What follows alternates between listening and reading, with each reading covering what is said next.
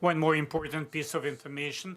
Every one of us learned to respond to the ear in her own manner, and they are different. But today, with the reference that we are all together and we in the hotel where they're responsible for this security.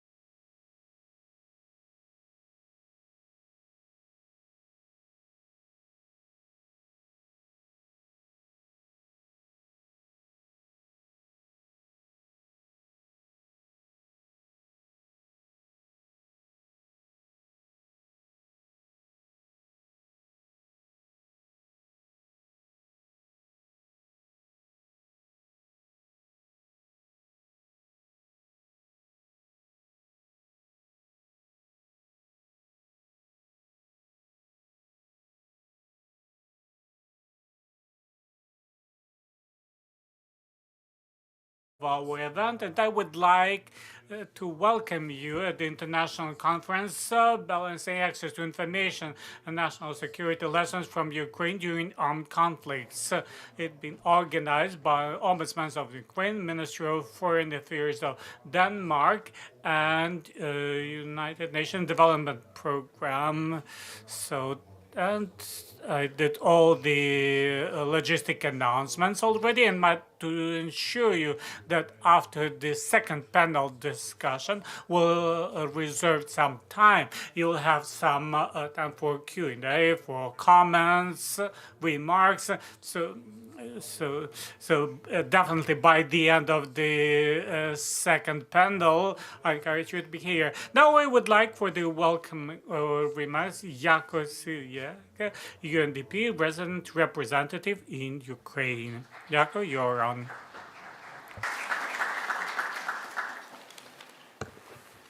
Jaco, dobre ranke. It's great for me to be here. Sorry that my Ukrainian is not fluent and that I can't continue in Ukrainian, so apologize that I'm speaking in English. First of all, Mr. Lubinets, Dmitro, thank you very much for hosting us here.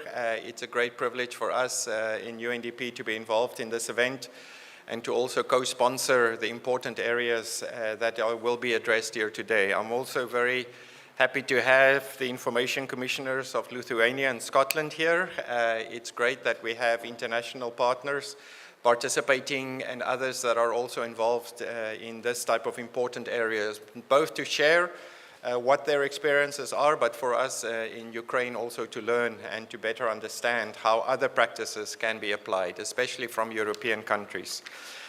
Let me just first say that this conference on access information is really such an important part, not only for the EU accession path of Ukraine, but also for the ensuring the sustained investments in human rights protection across the country.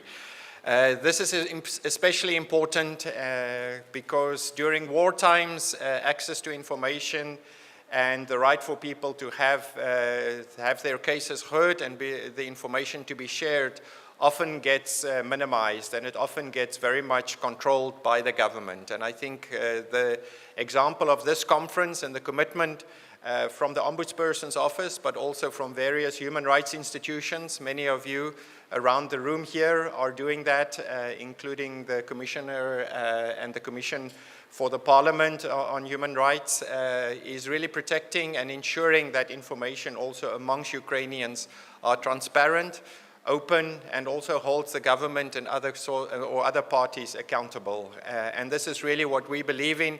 also as the United Nations Development Program, that access information provides the opportunities for citizens to actively participate in government, but also to have their voices heard. And I think there is often no more important freedom than the access to information that citizens need, both from their governments, but also from their human rights institutions. And that is why it's such a privilege for us to have this sponsored. I also want to thank the government of Denmark for their active involvement and for their commitment also to human rights principles, not only here in Ukraine, but also throughout the world. So I just want to end off by saying thank you very much to all of you. Thank you very much to the Ombudsperson. Thank you very much, Dmytro, for the commitment and for the partnership and relationship that we have. We hope that the insights here will also continue to strengthen the importance of Ukrainians to actively believe and also to trust their government, but also to hold people accountable for atrocities that we know are being committed throughout the country. Thank you very much. Dякую. Thank you.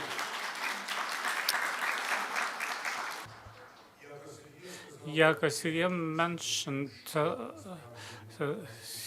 he basically started the discussion with his statement, and we have the person who he addressed personally, and this is the individual that many people apply to this individual, to his office, Dmytro Lubinets, Parliament Commissioner for Human Rights. Hello, dear colleagues. Dear Yekasilya, special thanks that we have colleagues with us, Yulitia, Milovane, some Lithuanian Republic, same, and David Hamilton, Scottish Information Commissioner from Scotland. The subject, access to information, is especially important for Ukraine. And in this area, frankly speaking, as an ombudsman, as a parliament commissioner, I'm facing the biggest challenges. It's a pleasure for me that we have a reliable partner, UNDP, who helps us to manage with all the challenges, with the problems which we unfortunately have. And we started with the study of the problem of the protection of the right to access to public information. For the first time for the 25 years of existence of our institution, we produced a special report for the first time. And again, this was done with the support from UNDP. It's not just the first formal document of Ukraine in this area, but the first formal document where we studied the problem, and we came up with specific recommendations, proposals to Ukrainian government, local authorities, MPs, how we think we should immediately fix the challenges. Next, we understand that it's very important to ensure access to information related to the most important things like threat of life, health, access, safety, humanitarian assistance. And we do understand that during the war, a government institution, local authorities, somewhere they forced to introduce some limitation, but sometimes we understand that they misuse the martial law not to provide any information which we think makes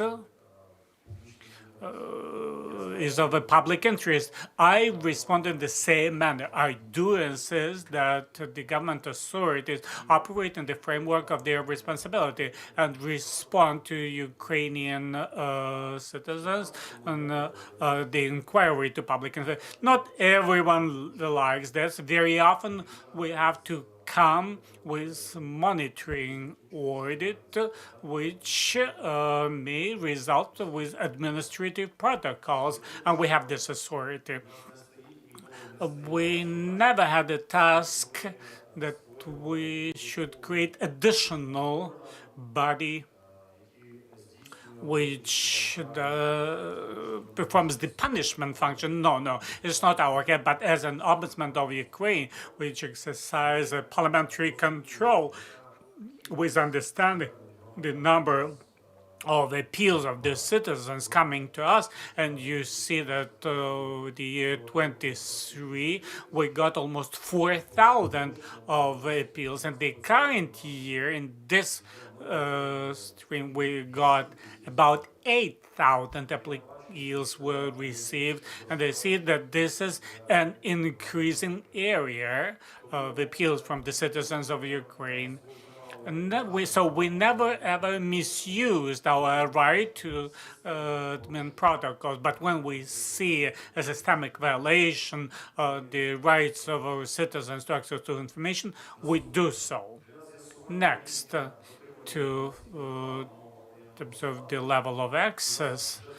For the third year, we have all Ukrainian monitoring. We are monitoring 147 government institutions on national and local level. The results of monitoring say that not that huge as we want sustainable progress to ensure access to information rights, but we see that the situation is improving. For example, some government institutions introduced convenient digital services, e-system of accounting public information. Some owners reduced the vertical to sign the answers to the request. The situation on the website of the owners, access to information during the martial law have been approved. And we made a decision, yesterday I signed 3 acknowledgements which we going to give to the best owners of public information who sometimes without our recommendations did the best cases how the information should be provided and build the structure to work with the citizens. We give you the names of the champions and think this experience will be used by their colleagues respectfully. This year, in order to strengthen integration to European space, our office became a member of the International Conference of Information Commissioners. That gives us an opportunity to learn and to take the best practices from our partners. This is a pleasure for me that today we have our colleagues with us. I think they have unique positive experience which they can share with us. With the results of this conference, we have a proposal to sign a declaration, key declaration, access to public information. We want to say that the need to find the balance of access of the society to information and protection of the national. This declaration is based on the experience of access to the information during the armed conflict and to this experience outside. We don't want any country to be in the situation like us, but we want to share, to transfer our experience of the country who is during the armed conflict, Russian Federation. We're facing this more than 10 years, and we go through our own past, unique, full of tragedy, but we want our experience be considered in the future by our colleagues. Our task is to exercise control over, not to have limitations, and if they are there, they should be fixed, legally fixed, and definitely no one will have a wish to cover to use the martial law as the coverage. Once again, at the end, I would like to thank everyone here and the time to join our conference. And I am sure that this is one of the most difficult areas of our work, and not only in our work, during the monitoring visits, during the producing the recommendation, special report to the government authority, we became the first institution which introduced a system of trainings. We launched the idea that before coming with an inspection to you, we're ready to train you. We're ready to use our specialists with the support of our main key partner, UNDP, training online, offline, interregions. What's important that you have a wish to study and introduce this experience. I believe that we will manage this together. Thank you very much. Glory to the Defense Forces of Ukraine and glory to Ukraine. Легко і зручно сидіти на місці Дмитра. You know, it's very easy to be at the seat of Dmytro Lubinets and listen to his presentation, but it's not that easy and not for everyone to work at his role. That's why it's extremely important for other people to work with him, those capable to support him, to suggest something, to have this constant cooperation. And that's why here, in this regard, I would like to mention it, that what was suggested, it was never has done before. Very often we have different normative acts, laws, rules, and so on to be implemented with application of different fines, penalties, sanctions, and so on. I can't recall my memory right now, but do you remember how actually the law in Ukrainian language in the service sector was implemented? How so many different things, how to punish, how to force people, but no mentioning about how to motivate to implement this law. But that today I would like to mention this thing, that we have already some words of appreciation. So thank you so much, dear Dmytro. And also I would like to say thank you to those people who speak the most on international conferences. What do you think? Who are of them? They are not moderators and not even the most respectable of the official, persons. They are our interpreters, simultaneous interpreters. We don't know them, how they look like. We don't recognize them after our conferences. Today we have Victor and Christina. Let's applause to them. I think I filled in the pause that we have, and I think with some meaning words. Now I think we can start. Having our devices for simultaneous interpretation, we can start. But actually, there are no devices for simultaneous interpretation. Only human interpretation is possible. No AI is applied. So everything is ready, and let's start the first panel discussion, which is called Balancing National Security and Access to Public Information in Ukraine. So, Dmytro Lubinets, let's give a floor to him, Ukrainian Parliament Commissioner for Human Rights, Mikhailo Smokovich, Head of the Administrative Cassation Court of the Supreme Court, Olga Gerasimyuk, Head of the National Council of Ukrainian Television and Radio Broadcasting, and Svetlana Ostapa, Chair of the Supervisory Board of Ukrainian Public Broadcaster. Dear colleagues, so actually we have the word in Ukrainian means both man and a woman. That's so it goes. You can of course use feminative, koleżanka in Ukrainian, in order to underline sex of a person. But whether it's important or not to use such words, when we are speaking, first of all, about professional quality. So we have 75 minutes for this panel discussion. It means that our participants have enough time for it, but you know, the practice and studies actually confirm when you speak more than 10 minutes in a row, the attention of the audience is being lost and decreases. So let's stick to this timing, 10 minutes for each of you. But and if you go beyond it, I will say the magic word, reglement. So, and my first word goes to everyone who participates in this panel discussion.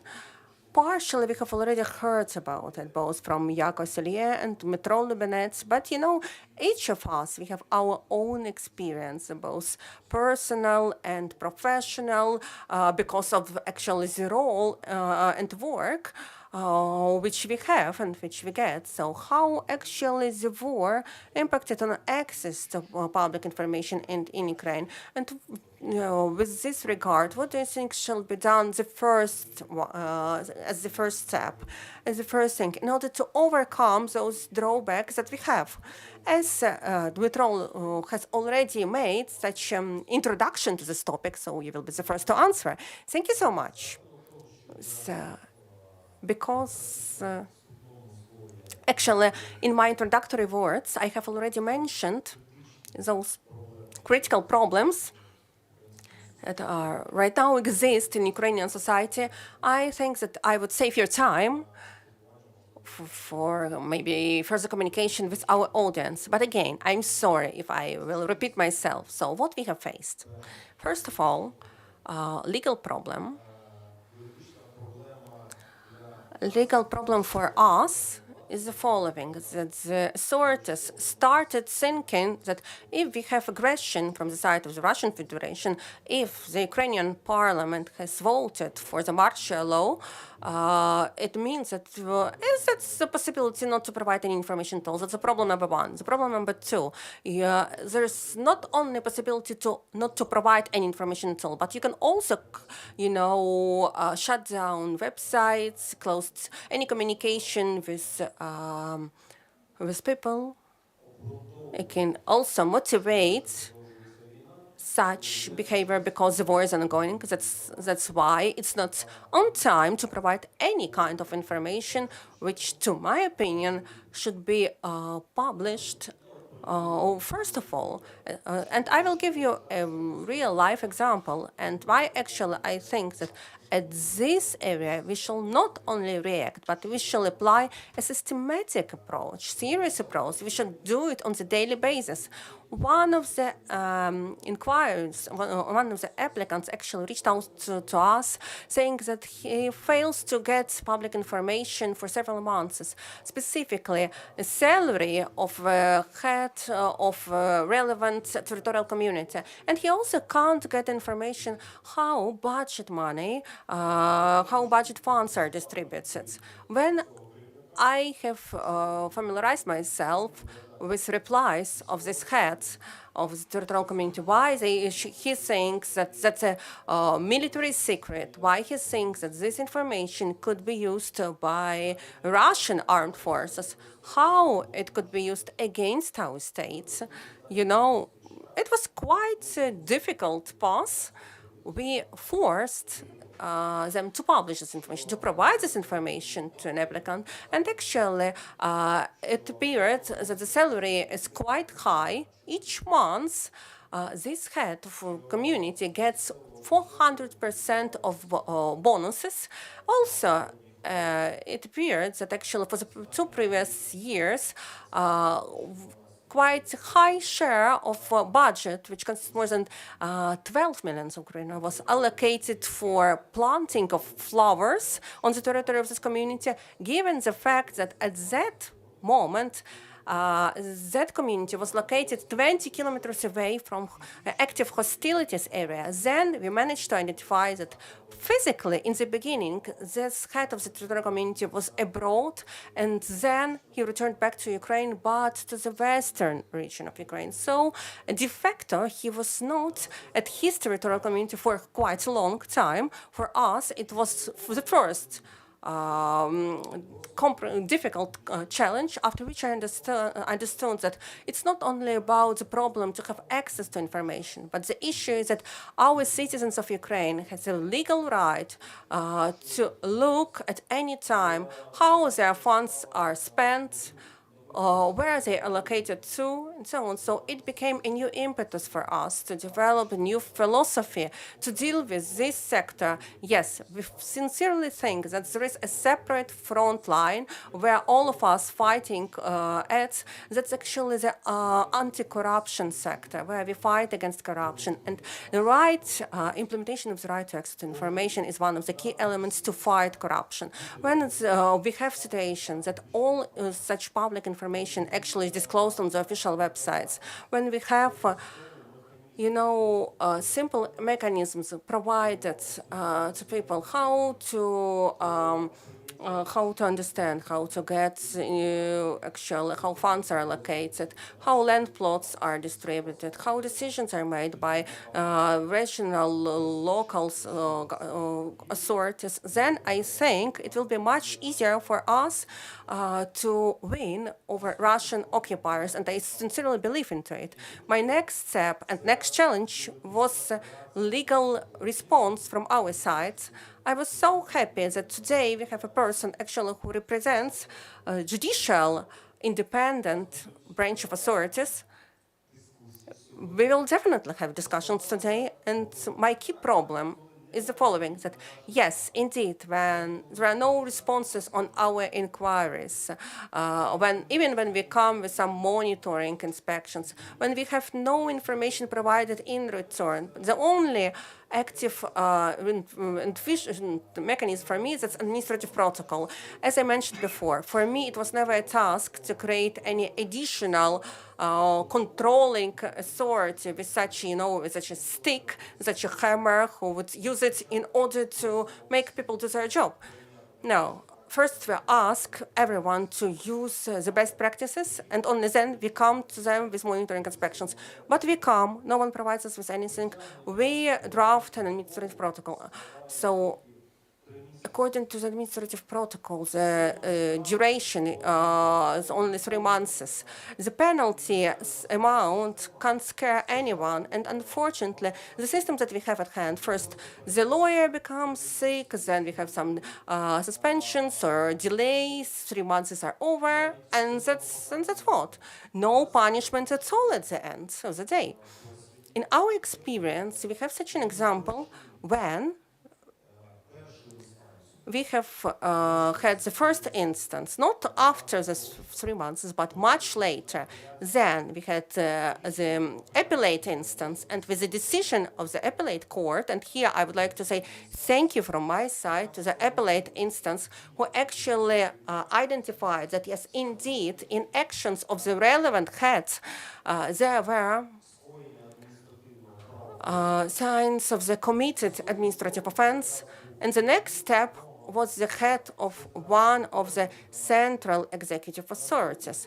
The next step, I submitted my motion to the Prime Minister of Ukraine with a demand to dismiss this head. I don't know whether it will be done or not, but I indeed would really like to have it as a first public example when, for non-provision of public information, a high official is not brought to administrative responsibility, but is dismissed from their job. It would be a real proof that this person bears responsibility for their actions, even if it's the only one case, but then definitely this case would work preventively on the territory of the whole our state. Could only one person, me, Lubinetz, even with wonderful teams that I have, to ensure that right of everyone to access to public information be implemented? No, it's impossible. even with my international partners, but all together, those who are present here in this room, we can do it. Together with representatives of judicial system, of the executive authorities, with representatives of journalistic community, of this, experts or environment, of civic society, all together we definitely can do it. The most important thing that we shall have this wish to move in one direction. At least we hope that this direction that we have chosen for ourselves and which we have been going through for the last 2 years with the support of our international partners, first of all with the support of the UNDP. So I hope that we show good results, and those results also will include efforts of all others. And also, I'm sure that when the war is over, when all our territories are liberated, we will manage to ensure access to public information. Thank you. 10 minutes, yes, strictly 10 minutes. You know, afterwards, I will ask a question to Dmytro Lubinets regarding some specific things which he has mentioned now. I would like to give a floor to a person who actually did so much in this independent branch of authorities, as many people know who know how it works. So who made a lot for those who would like to get access to public information. So Mikhailo Smakovich, your honor, the floor is yours. Thank you. Thank you, dear friends. It's so nice. I'm so glad to be here. Thank you so much for arranging this meeting. Specifically, thank you to Dmytro Lubinets, our Ukrainian Parliament Commissioner for Human Rights. And indeed, since 2011, when the law on Ukraine on access to public information was adopted, the institute, the structure of the Ukrainian ombudsperson did their best to implement provisions of the law in practice, and I was always along with them. And you know, all the time earlier, the structure of the system was like this, not to give anything at all. But we needed to retrain them, to give them, you know, to give everything possible rather than not to give anything at all. But it was a difficult process, and our ombudsperson structure knows about it, how it goes. That's why we started to teach judges how to do it. And when we managed to teach judges, when we taught them of international standards, of principles, when together with them we studied that law on the access to public information, and at that time, that law ranked the 7th place among 10 best laws across the globe. And in such a way, gradually, step by step, and with due regard of what we are having right now in judicial practice, what we have, the number of appeals, what is the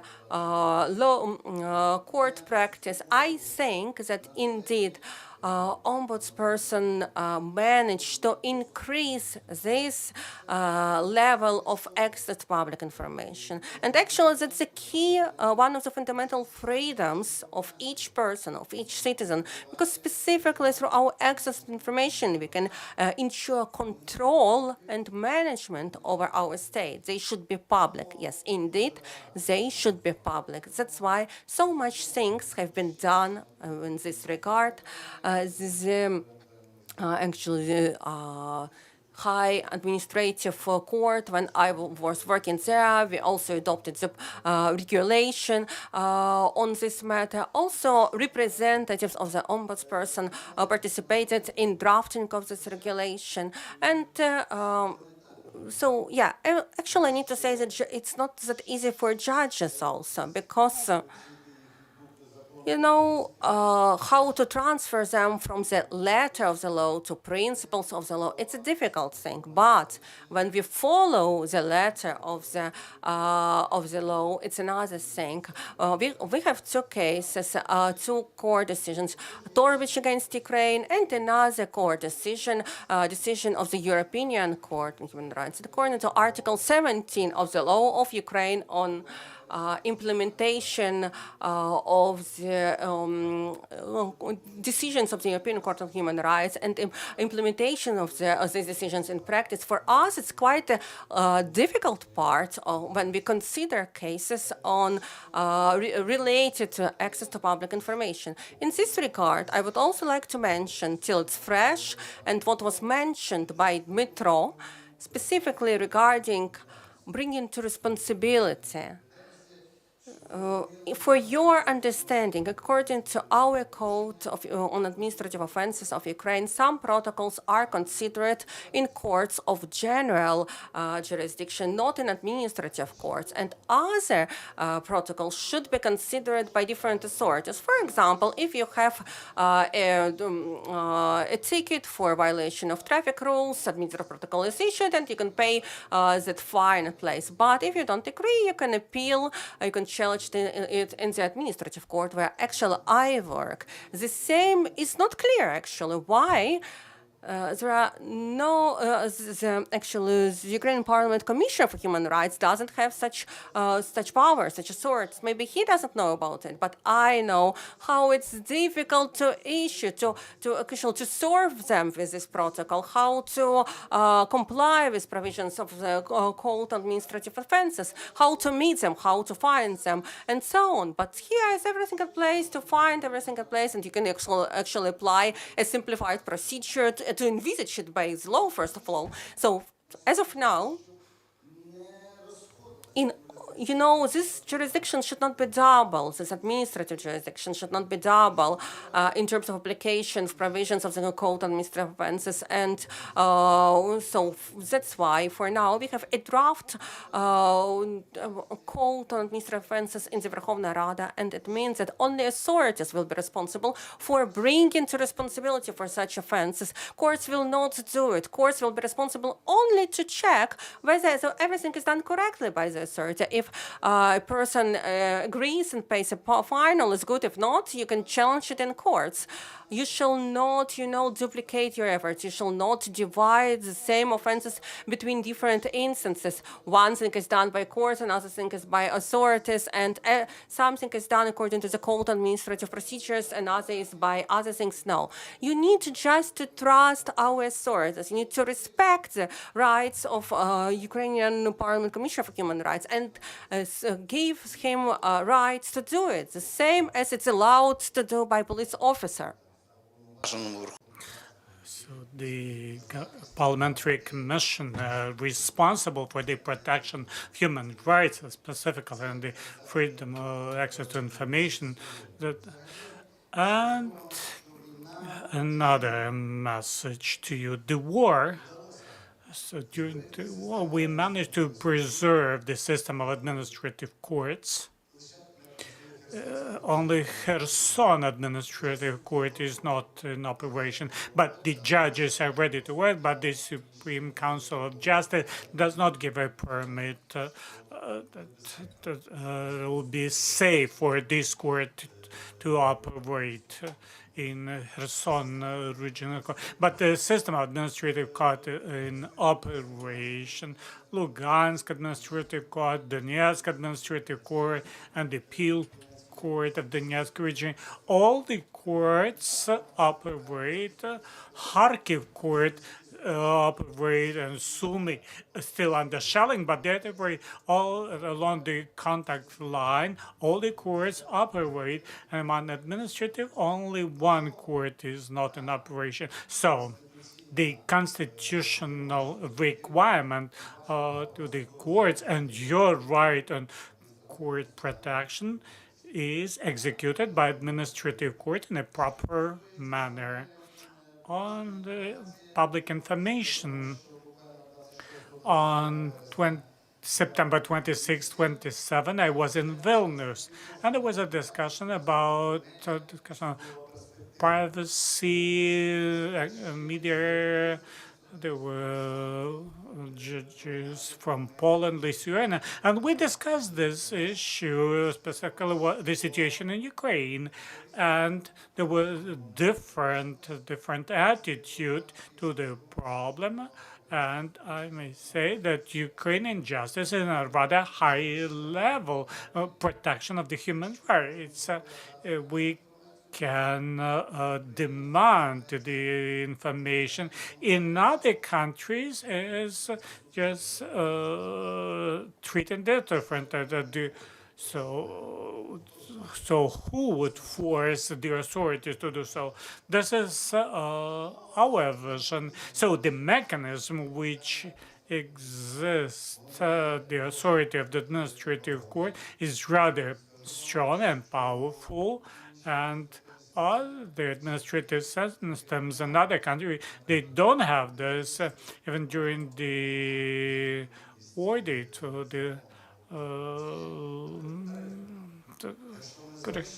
if our admin court can force to take the tariffs which they think should be justified in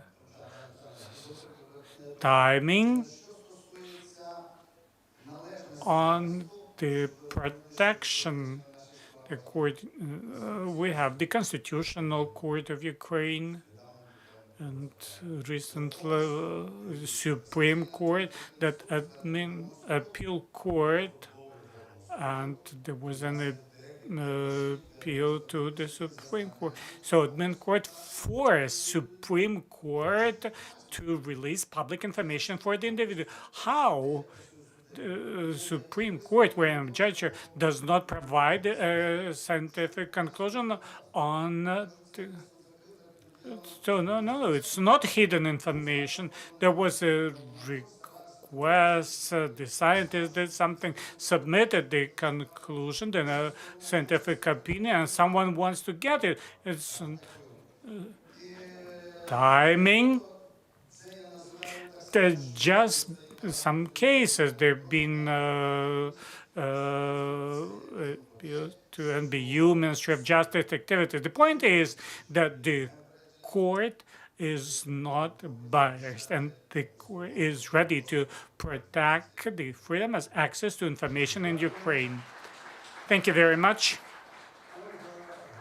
Olga Gerasimuuk, an individual who knows perfectly well what she's doing as the head of the National Council of Ukrainian television and radio president, because she spent all her life in mass communication, and Olga now is dealing with to ensure access to public information when the National Council reviews and provides, sometimes does not provide permits for the broadcast licenses and so on. She's individual. We should carefully listen to 10 minutes. Again, the specific of your activities. Thank you, Andrew. Welcome, dear colleagues. It's a very interesting discussion we have. I'm not a lawyer here by the management you're talking about, who should follow the requirements of the law, legislation, and I hope that we're in the white list of the Ombudsman's office. And secondly, when did not waste time, and we have a joint memorandum with Ombudsman on joint work in this area specific. And this is very helpful. We managed already to make some useful activities for the society, for the media, and we're together one side. And of course, access to information is critically important for the human rights, critically important.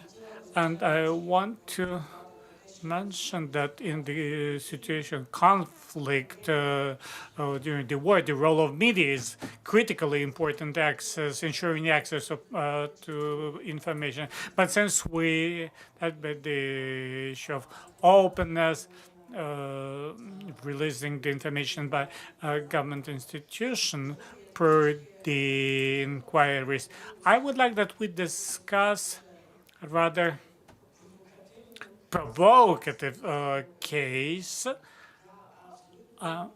Absolutely agree that our law on access to public information is very democratic. It sets up fair requirements to government institutions which should provide all the necessary information to control the government activities, to know what's happening, to have fair access to what we need.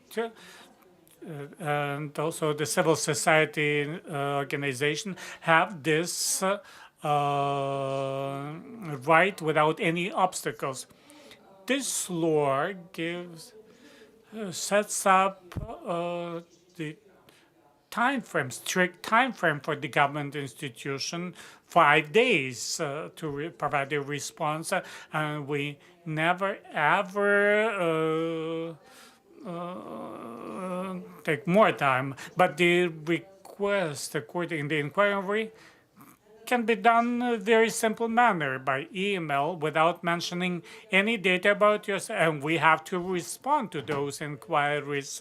By the way, colleagues, if we remember that we're in the wartime, this also should be your experts here, and probably the outcomes of the discussions, recommendations, can consider the specific, this might be used for the disinformation, for the enemy activities. So, but when the government institution rejects sharing the information, that should be justified. We're also facing these cases, by the way. I'm not going to mention now those who appeal, but recently we got the activities of the National Council was blocked, and every week dozens of appeals about everything. Just provide information about from the year 2016 about an individual who worked for you, all the vacations, all the business trip for this individual, financial report for the year 2014. Of course, we respond to everything. So again, we have to print at least 100 pages text, and the situation continues for many months. Now it basically blocks the regulators' activity because we need to work with archive, print all this stuff, and it may happen that we give the response, but there might be a request to print out the package for the second time because the first one was not received. I would appreciate your advice, but the law is the law. We have to follow it. Again, without mentioning the limited budget and technical limitations. I think, colleagues, I would like to get your advice, recommendation. We would appreciate those, how to deal with all this. Some companies which we cooperate, they are under investigation procedures.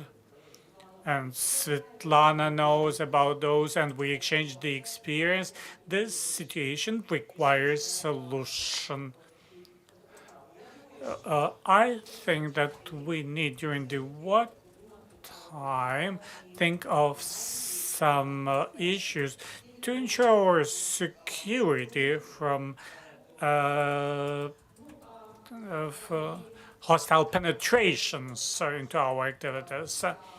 This subject of access to information is utmost important, and recently we created a committee under the National Commission at the Ministry of Foreign Affairs, Access to Information, UNESCO Committee, information for everyone, basically. That means access to information for everyone.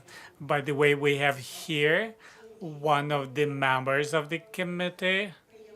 It's nice that we cooperate here as well. We provided for UNESCO great experts on all issues, Ukrainian experts on access to information. And we are members in all the working groups of UNESCO.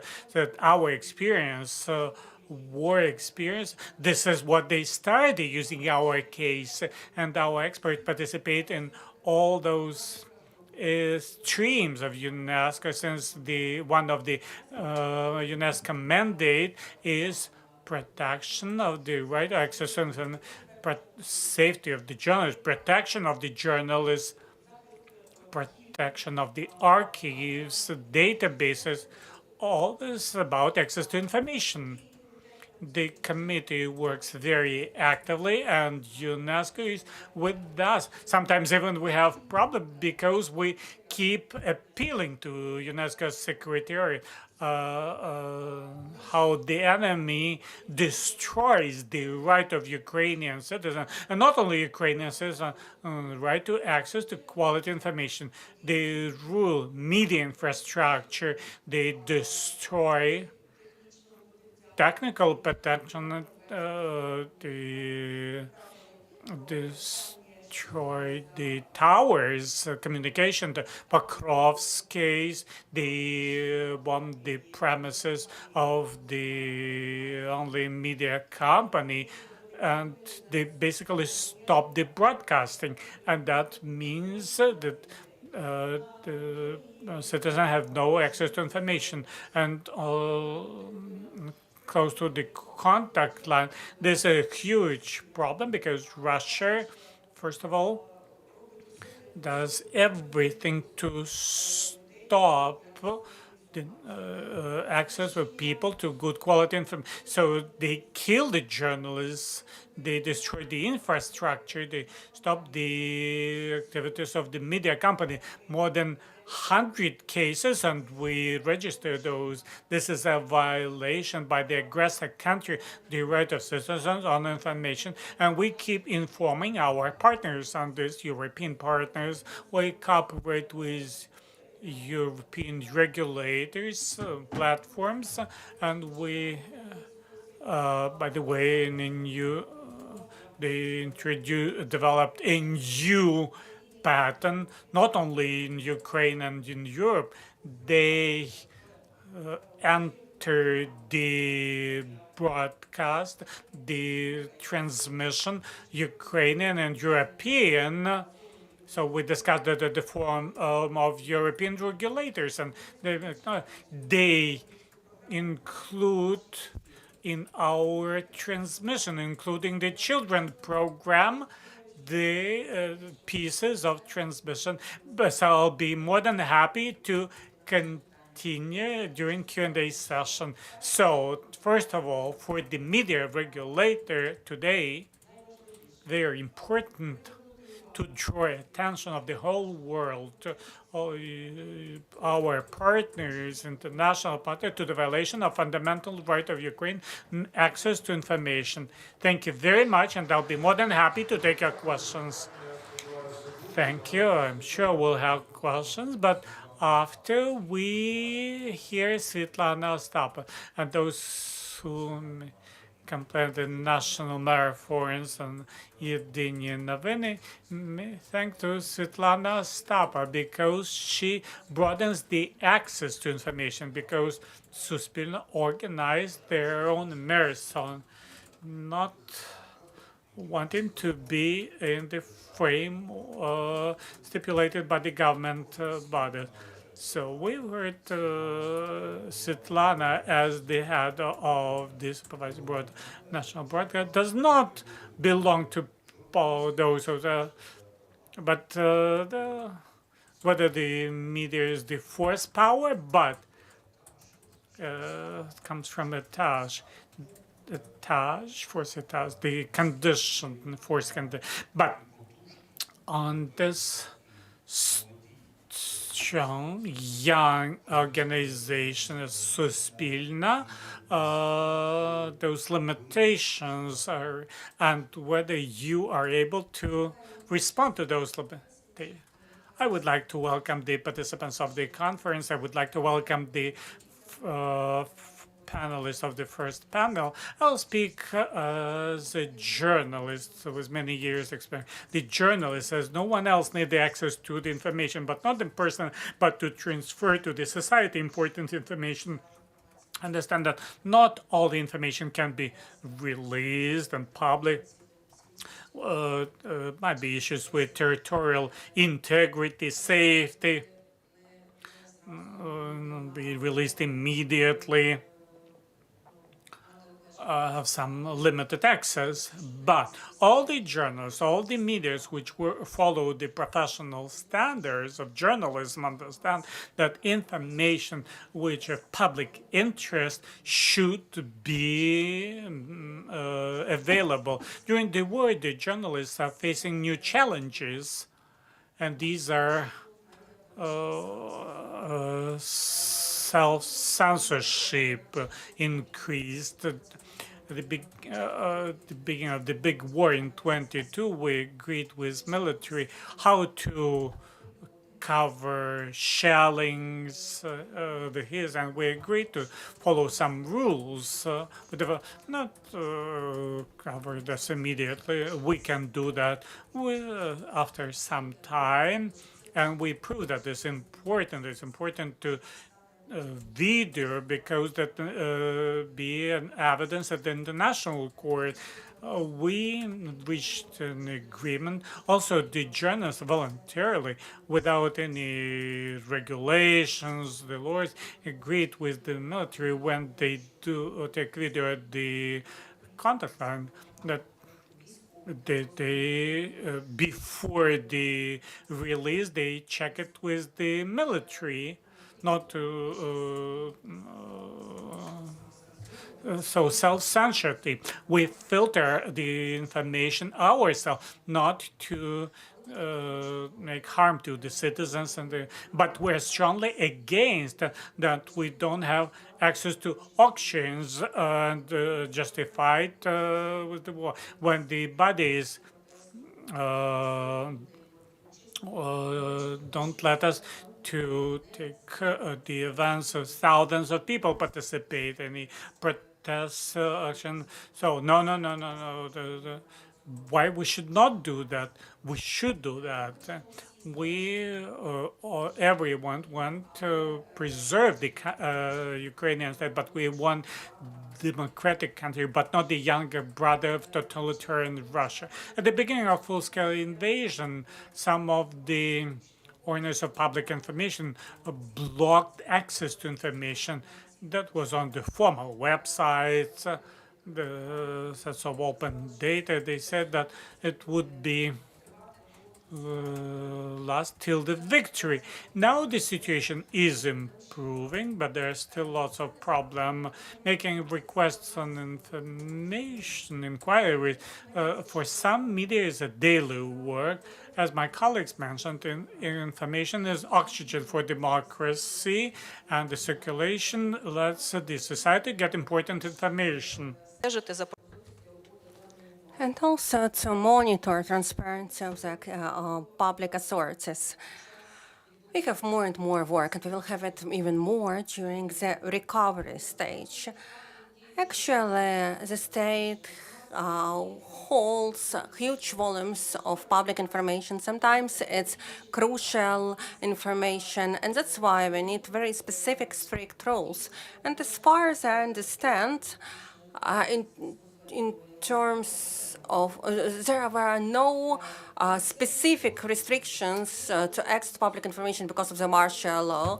And, you know, in order not to abuse such violations of rights of public information, this humanity made a three-element test. So the first element, if, for example, we have three elements, that it threats security, the life of people, then you can deny a person with the right to access information. If not, there are no provisions or pretexts for limiting us to access to public information. So circumstances have changed when different provisions should be applied. Unfortunately, sometimes we have such rejections, rather than to implement provisions of the law, we are involved in some kind of discussions. Why do you need this information?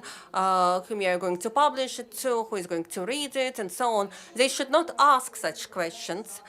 What do we have right now when we send inquiries for public information? I will read to you what we actually got in reply. So they ignore our inquiries. They don't provide either replies, no information. Secondly, they say they do, that the holder of information doesn't have this information, but do not refer us to actually who is on this information. Now, unlawfully reject us with provision of information because, and quote unquote, because of the not mentioning of the purpose of this inquiry, the method of distribution of information, and who would be the audience of this information. If media actually reaches out to get this information, it's clear who is the audience. The fifth, and illegal application of the suspension of satisfaction of the inquiry. They say that it's impossible to satisfy your inquiry before the war is over.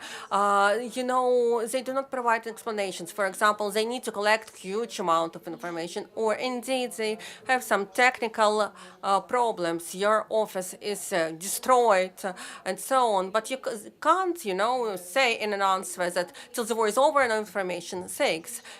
General replies which are not related at all to the essence of inquiries. Sometimes I'm so shocked with such replies. And in the beginning, actually, in your introductory word, you mentioned trainings, and I think that someone had very, concealed, hidden trainings for those who should provide answers in order not to provide answers in essence of the questions.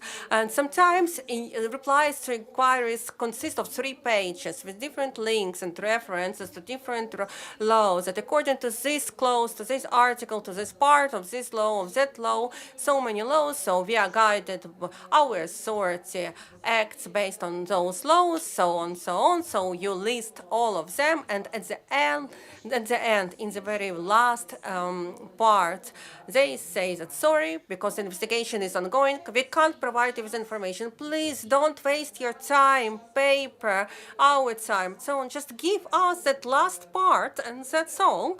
Please don't make fools of us.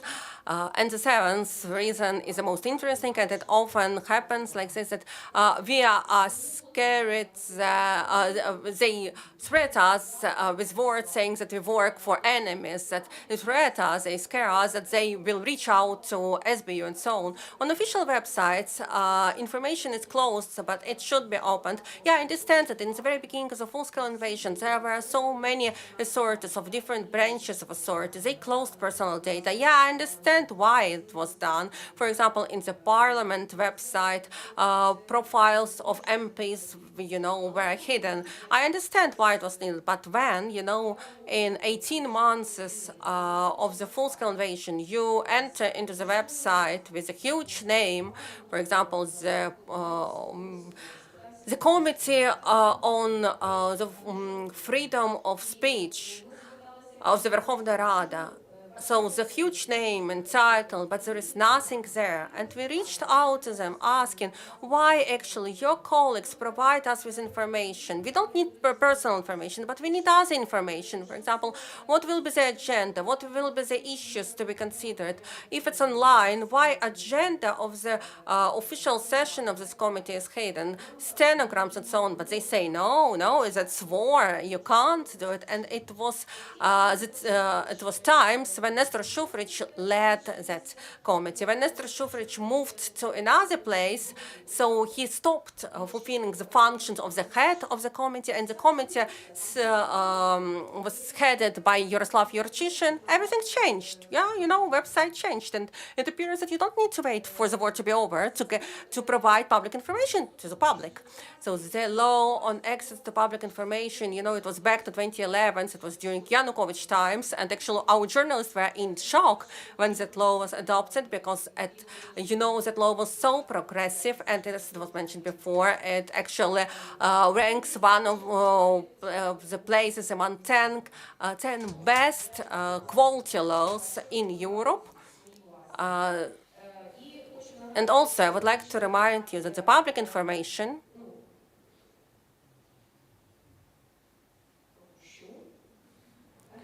okay, I will leave this part behind. I'm not going to mention it. So,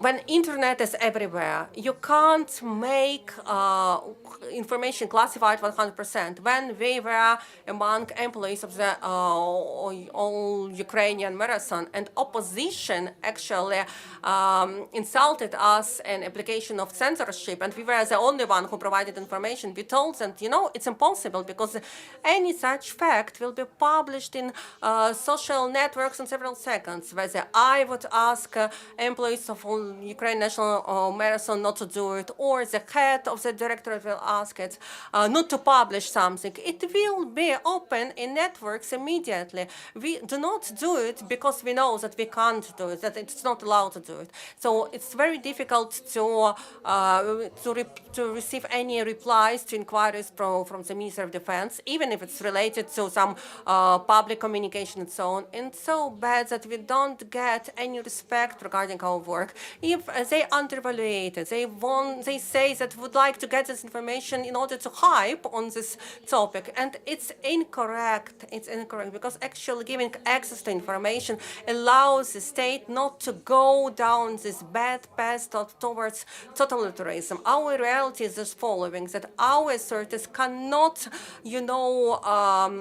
impact on editorial policies. That's why they just ignore them, working only with Telegram channels who have big audiences. And I think that that's a minus, a drawback for the state, even if they are anonymous. And I have a question to Dmitro. So this year, he mentioned that this year we have received 8,000 of complaints regarding non-provision of information. I think last year it was twice less, and I think that journalists should not be so lazy, and they should, if they are not so lazy, and indeed submit complaints to Ombudsperson, each time we would have 20,000. And my question is the following: do you have any employees who actually process all those complaints? Do you have enough people? Because 8,000 of complaints is a quite high figure.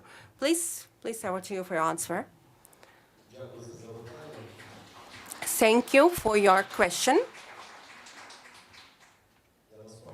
Yeah, actually, I made my own notes to presentations of all three colleagues, but yeah, let's start with a reply. Yeah, so our staffing is not enough. This year, I reached out to the Ukrainian parliament in order to increase funding for salaries of our institution for the next year, given the fact how many actual inquiries we get. if we get an increase in salaries, we will also increase the number of employees of this relevant department. And here we have the head of this department, and also we have Yuri Viktorov present here. And I promise that if we have an increase in salaries, we will increase the number of staffing. And you're absolutely right, saying that we have so many different inquiries. And going back to journalist activities, we have so many cases when journalists are denied and access to information. They reach out to us, we react, and journalists are provided with information. And I think that it's very rightful position.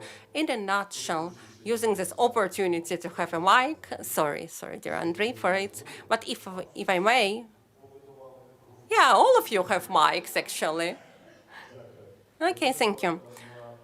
So, replying shortly to Mikhailo Smakovich's word. So, thank you so much. I'm so grateful to you for your position. You're absolutely right. It's a nonsense when we draft an administrative protocol and we have no right to make a decision whether to charge or not charge this person with administrative responsibility. Why actually in courts there are so many cases when we are rejected, when our motions are not satisfied, because judges think that procedure is not fulfilled. Because actually, judges say that there are no concerns by the essence, by the merit of the case, but procedural issues constitute a problem. And you know what I would like to tell you? That the most interesting thing, and I would say it in the following manner, when almost the same cases by merit, by procedure, are solved differently by different courts. In one region, courts satisfy us completely, but in another case, which is absolutely identical, is not satisfied in another region of Ukraine. We even addressed the judicial vertical. We would like to have a meeting with you in order to show what we have, our novelties, our developments. You would generalize it as a case law, and then maybe you can have a up-to-bottom approach in the format of guidance, instructions, courses to judges of the first instance. I do really hope that our parliament will make amendments to the administrative code and we will get those powers, because it will definitely simplify our work. Regarding your Ola comments, you're absolutely right, and publicly I pay attention. Yes, indeed, unfortunately, we have those cases of paper terrorism, so to say, and yes, indeed, it's true. And when we also do our explanatory trainings, we show how this issue should be solved. You're absolutely right. I also stand for the fact that we need to make amendments, first of all, so any inquiries to public information, like any other inquiries, should be issued from a specific person for us to understand. If it's a citizen of Ukraine, no problem at all. No issue at all. If that's another person without identification, that we also face such situations.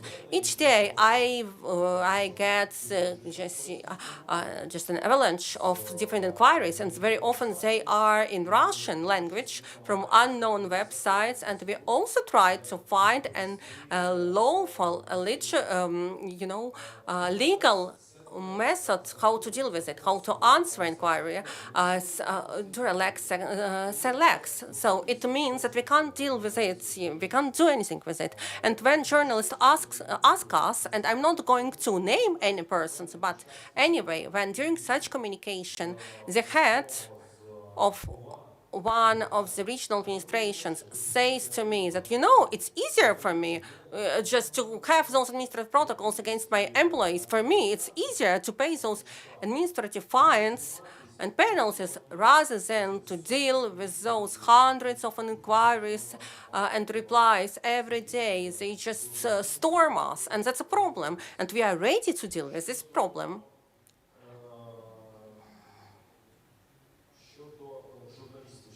Again, regarding journalists, I think anyway that our structure, our institution will respond directly to each inquiry.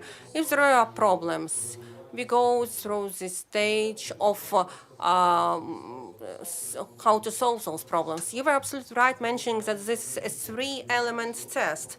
To my opinion, there is no problem at all. Indeed, you can be very quickly passing this three-element test and just not provide this information at all. When heads say that, it's quite a long procedure, we need to deal with it, but maybe you need just to increase qualification of your employees rather than to wait for us to come to you, but to understand what is the problem. Find relevant experts, pass relevant trainings, develop fast-track algorithm how to pass this three-element test. And according to the law, do not provide this information or provide this information and make a decision and be a responsibility. Indeed, I truly believe that we need to deal with this problem in detail. But for now, provisions of the law are formulated in such a manner that, so this is the principle of demanding access to public information exists. It will exist also in future till the provisions of the law formulated in such a way. Thank you, dear Dmitro. As said that till I'm on this position, and actually it could cause some questions to you. So till what time are you going to be at this position in a nutshell? Why actually I said like this to be in this role? According to the specialized law, my mandate will be till 1st July 2027, and then we will see. Okay, we will see also how and when the war is over, because also it impacts so much on the duration of your mandates. And actually, generally, timing plays so different tricks. And our agenda says that discussion should last till 11:30, but the coffee break should start at 11:20. Yeah, that's why, as a moderator, and with moderators' powers, I tell you that we've worked till 11:25. So for each of you, 90 seconds. Please give response to what you have heard from Mr. Lubinetz, from what you have heard from each of you, and replies to questions. So Dmitro Lubinetz mentions that I don't know whether they will be punished or not. Yeah, of course, I reformulate a little bit. But what shall be done in order for us to know that this law actually is feasible? One or two necessary measures. Mr. Smakovich, over to you. Thank you. We wanted for ombudsperson to have this right, but unfortunately, MPs say that he should protect rights. But when he actually puts charges with fine, that's what, a violation or protection of rights. But I think we will fight and they will accept it. So for the laws, so law, funds, budget, provisions, so everything. Nothing's there. A street component test and everything is mentioned. So the law is the law. Provisions are there. The war. Now we have already war cases, so I can even allow myself to say regarding the website of the Constitutional Court of Ukraine. So the Constitutional Court has launched proceedings. We are going to work, even despite of the fact that local courts and appellate courts rejected the case. But yeah, it will be soon on the table. Also, we have got an inquiry. We are thinking about it regarding the managerial positions, who are the owners of information. So, for example, please give us a list of the reserved persons who are reserved from conscription, so to say, or whose conscription is delayed. But yeah, the law says that the purpose is not required, but the European Court of Human Rights says that there should be a purpose. But anyway, as courts, we fulfill the provisions of laws rather than separate decisions of European Court. And also, regarding the identification of the harm, of the damage in comparison to the public interest, it's also, it's an issue how to identify this damage, possible damage. Thank you. Oleg. I'll make some thesis. the martial law for every country assumes limitation on the access to information. Indeed, it was not introduced here.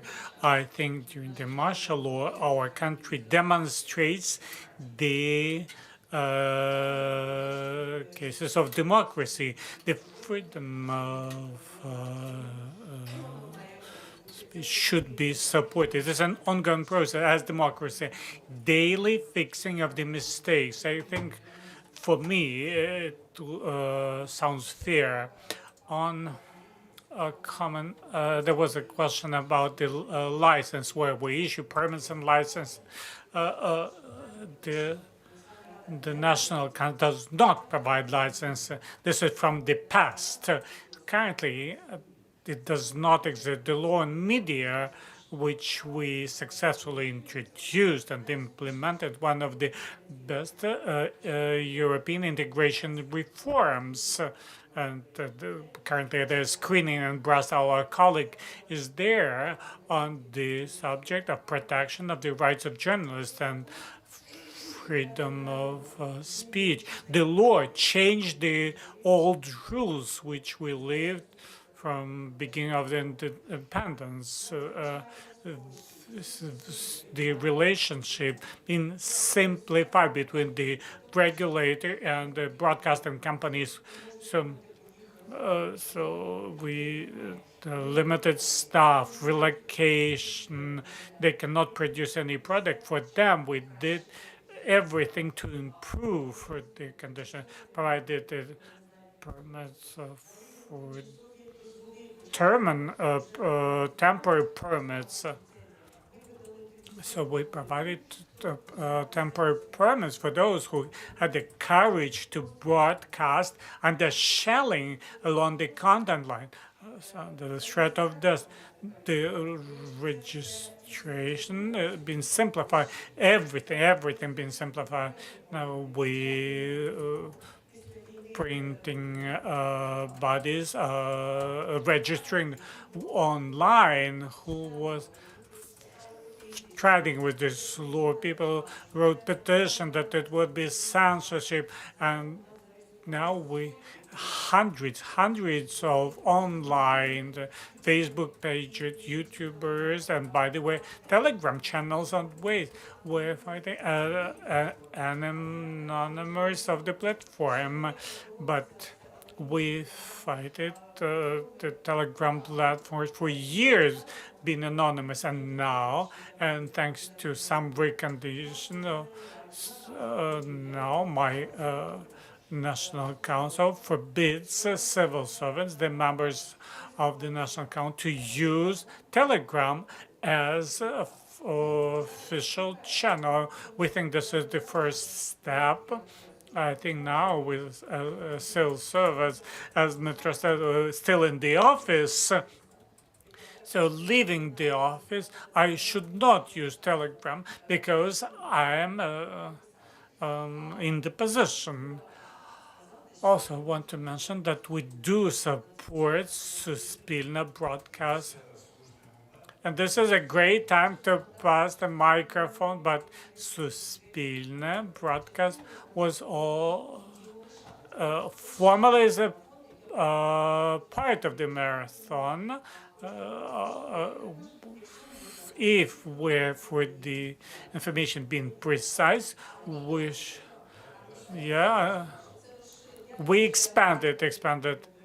So it's not a message for Andrei, but for the others who don't understand. It's not a separate marathon, the first and the second.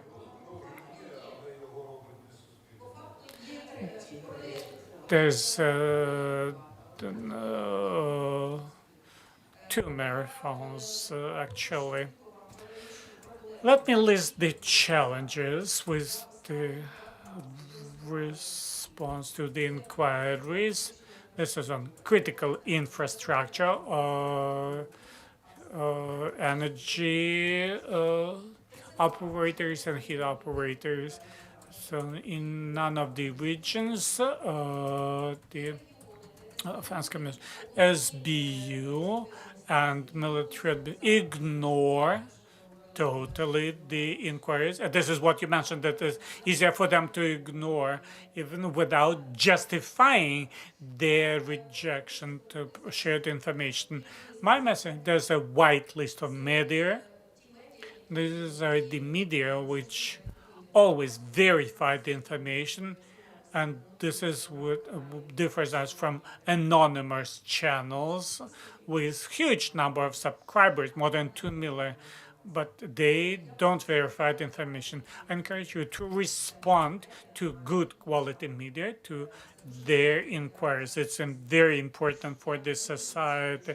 You see what at anonymous Telegram channel, don't follow the rules, because media is regulated not by the law. They should not only follow the law, but the ethic code of Ukrainian journalism. They need to follow the standard. So we have the framework for anonymous Telegram channel. They don't have the, and they hide, they publish and they release the location of shelling, and they increase the number of subscribers. And 70% in citizens get the news from Telegram channels. I think this is dangerous for the society. 1 week vote, more than 50% of them, we don't track how many Telegram channels belong to the verified channel. I'll be very brief. A practical person, I want every conference end up with some specifics. What I've heard now, number one, I think definitely by the outcomes of this conference, we'll have a task force. From our side, we'll have experts. It would be chaired by Yulia, my representative, and we'll invite representatives of the mass media. And you'll be there, definitely. I promise you today that on every case, when media, with professional media, get the rejections or get no response within our authority, will respond legally. This working group task force will be created by my order. We'll give a chance. Mass media reps go for the joint monitoring visit to those who violate your rights. Timely, proper information rescues the life. Incomplete information, false information, and delay with the information ruins the life. Actually, 3-level test is not that simple. What can do harm now may be great benefit later.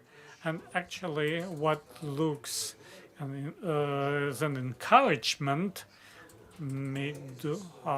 colleagues from Slovenia told me that during the war for independence, Yugoslavian aviation air force made first on the main broadcast tower, but they didn't hit. And the colleagues immediately released it on the broadcast. But we're really with you. Half an hour, there was another alert, and they, from the second attempt, did hit the tower. But should consider that people in the offices do a lot in the scope of their responsibility and outside. But if people that we're here with you in this room, you'll be together with. So now we break for coffee. 11 minutes. I encourage you to be back in 11:40. Now let's go for a round of applause who was with us.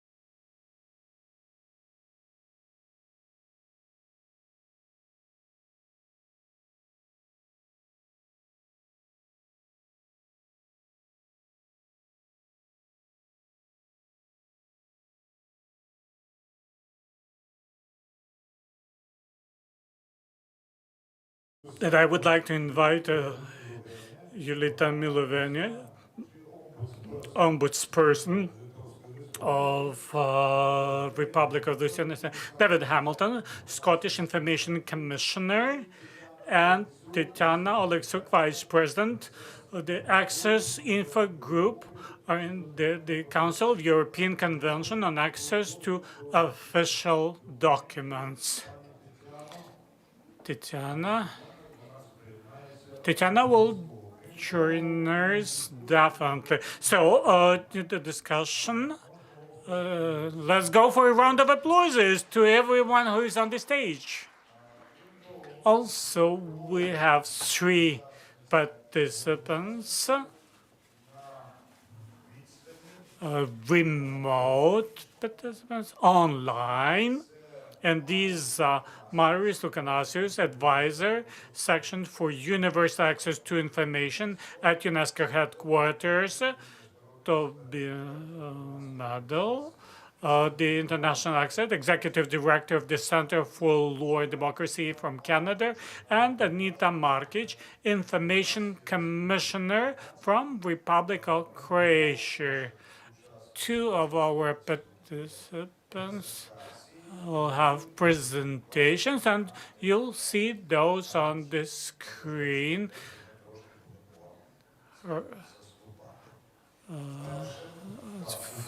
And we have 80 minutes according to the agenda. That means that not more than 10 minutes for every speaker. As I mentioned at the beginning, we'll have an opportunity to ask questions from the floor. And the first, Marius Lukanasius from UNESCO Headquarters. Your 10 minutes. Thank you very much, moderator. Good morning, everybody. Do you hear me well? Well, I think we will hear you well as soon as our sound engineers do something about this. Будь ласка, підніміть рівень нашого співрозмовника. Could you please say something so that we check the level? Again. Much better, much better. I think you can start. Yes. So let me start my presentation. I'm Marius Lukanasius. I work for UNESCO, and I'm handling basic access to information file in UNESCO Communication and Information sector. I have a presentation, and I'll ask folks to show the first slide, please. Thank you. So a very quick summary of why UNESCO is at the center of the UN activities promoting and advancing access to information. UNESCO is a custodian agency of SDG 1610.2, which is basically about adopting access to information laws all over the world. In this function, what we did in order to understand the global trends and have the overall information and picture about access to information laws and their implementation all over the world, we have launched 5 years ago a UNESCO survey on SDG 1610.2, which helps to measure and report and adopt on implementing API laws and conventions. So within the UN, we are the depository of data on access to information and implementation. Member states are actively participating. Last year, we had 122 member states participating in this survey, slightly.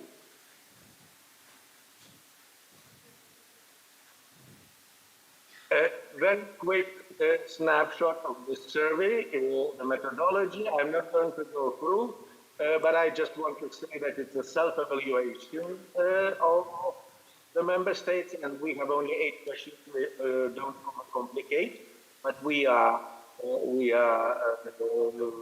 with 4 questions. We are focusing on implementation. Thank you. Next slide.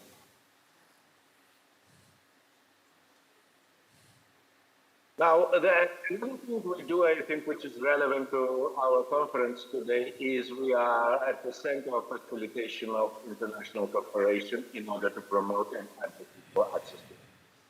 Of course, we are working with our partners, such like FOIANet, like Information Commissioners Network, and many other organizations, but we are also leading a global policy dialogue within such forums as ECOSOC and as the United Nations High-Level Political Forum. And I think it is rather relevant to what we are discussing today, because I think Ukrainian experience in the field of handling issues related to access to information in the times of crisis could be very relevant to the global audience. In addition to leading the global policy dialogue and advocacy events, which is our key advocacy event, is celebration of International Day of Universal Access to Information.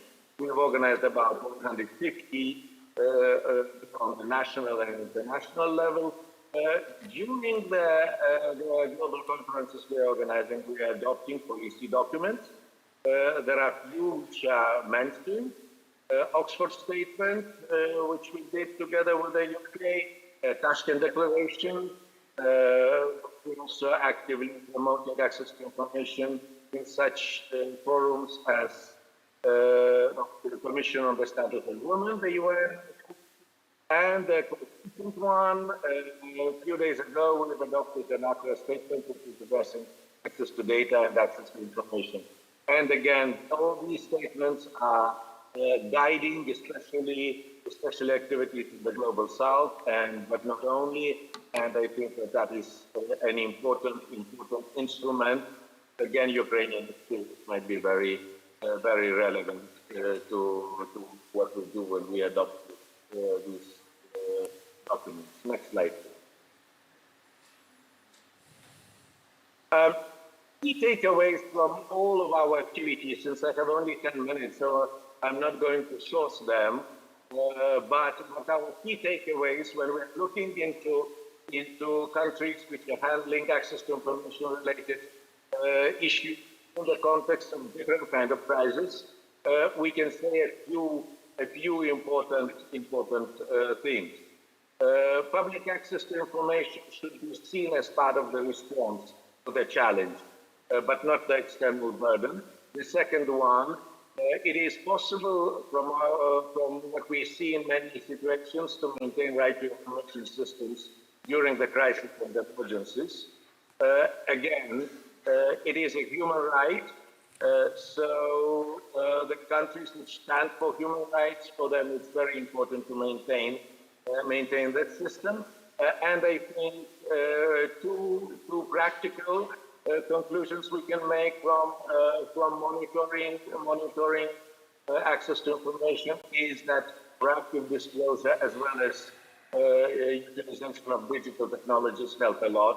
And of course, the country has to make tough decisions on where sources have to go. Next slide, please. Today we are talking about balancing FDI and national security. This is a quick slide of more or less of all exceptions which are in different legislations, and of course I will further on make a few comments on RTI in the context of the exception on national security. Next slide. Mechanisms to balance the right to information and other interests. When we are talking about these, of course, first we remember the three-part test. Legality, legitimacy, and proportionality. I am sure that the speaker who is going to speak after me, Toby Mendel, will go into the detail. I'm not going to stop on these. I'm just mentioning it. Again, because I have the limit of 10 minutes, I want to focus and make a few remarks on another very important mechanism, which works across any exemption, which is public interest override. And I think it is very relevant within the context of national security and safety, because it allows us to balance the public right to information and other competing interests, in particular such as national security. In some cases, overriding public interest might be explicitly established by the law, but usually they are being applied by the courts or by the information commissions, if such exists. And public interest override is an important notion for guaranteeing the exemptions to the RTI, and in order to ensure that there is no disproportionate impact on citizens' rights to obtain information. So I think this is very important, and I think we can discuss it later on when we have Q&A, and we'll share with you the few resources UNESCO has on that particular issue. Next slide. In addition to the statements and Тож, directly, but in general address this issue, I think the latest publication, policy brief of UNESCO, could be of interest for the audience. We published a policy brief, Access to Information Exemptions and the Public Interest Override this year. It actually analyzes studies of quite many national courts and international courts, and there is a chapter on national security, which might be, again, I think, very relevant to the discussion today. I suggest that you go online, it's available, and anybody who wants to go through in detail, it's there. I'm not going to stop again on detailing what's within the policy brief. I just want to make a few remarks, which could be seen as a recommendation also for your declaration. That information may only be legitimately withheld where the harm to the interest protected under the relevant exemption demonstrably outweighs the public interest in disclosure of information. And if the public interest is greater, the information should be disclosed notwithstanding the harm. So these are the general recommendations, and us to have a next slide, please. Thank you very much. I hope I didn't exceed my 10 minutes, and I hand it over back to the moderator. Я часто дивуюся. very often, I'm surprised how people could give so much clearly stated information in such short period of time, and maybe clearly developed and concise information. That's the key issue here, and that's what we have heard from Mr. Lukanessis. It's actually a part of what we have heard in the first discussions. That's not only about Ukraine using international experience, but also about our experience going to other countries. It's bad that under such conditions, but it's our reality. The next one is Mr. Toby Mendel from Canada. And we hope to hear you as well. You have 10 minutes to enlighten us on what you want to say. Thank you very much, and it's a great pleasure to present to you. And I can only say that I would wish that I could be there, but unfortunately this time I could not. And great to see many friends and colleagues on this panel. And I want to preface my remarks by saying how very impressed I am with the way that Ukraine is dealing with this gross violation of its rights and its national sovereignty. People in Canada overwhelmingly support Ukraine, and I am certainly among that. And I'm talking here not just about the soldiers who, of course, are bearing the brunt of this fight, but also people like like you who have organized this event, because for me, a very important part of this fight is about standing up for democracy and human rights in Ukraine, and that is what this event is about. So I am going to drill down into a little bit more detail, as Marius kind of prefaced in his comments, about the relationship between exceptions and national security and the particular context of the conflict. And how, if at all, the legal test for restrictions, particularly the legal test to protect national security, might or might not need to be changed in a conflict, and also I'll make some remarks about interpretation of national security exceptions, because of course the test is legal, but then it ultimately needs to be interpreted by people. So I'd like to just briefly look at the provisions in Ukrainian legislation, and Article 6.2.1 of your Act recognizes national security and territorial integrity as grounds for restricting access to information. Of course, that's in line with the practice around the world. Article 6.5 provides generally for budget openness, which is very positive, but then has a kind of clawback where the release of budget information would harm national security or defense. And I'm not sure how authorities in Ukraine have interpreted that provision, but I would like to see it simply as a clawback to the general provision of openness about budget and falling under the general rules in Article 6.2. I'm not sure if that's how it's been interpreted, but hopefully it has. Then, I referred earlier to Article 6.2.1. Article 6.2.2, the next one, says that information may be withheld only if disclosure causes significant harm to the protected interest. So significant harm to national security in this case. And 6.2.3, the next one, says that, and what Marius just described, the public interest override, and that harm outweighs the public interest in obtaining the information. So if the public interest in obtaining the information is not outweighed by the harm, the information should not be withheld. I would say that according to our assessment, and my organization has developed the RTI rating, it's a fairly sophisticated methodology for assessing the strength of right to information or access to information laws, and we give Ukraine full points for this part of the exceptions, and we think that this is fully in line with that. National security is not defined in the Ukrainian access to information law. I'm not sure if it's defined in another piece of legislation. I haven't been able to verify that. I would note that it's not easy to define national security. Many years ago, I was involved in the production of the Teshwani Principles on Access to Information and National Security. I led the group that was working on the issue of defining national security.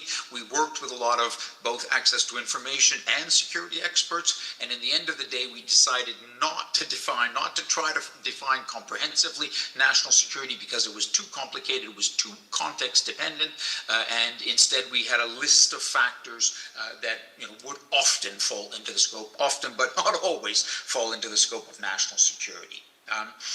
So if we look at how these tests are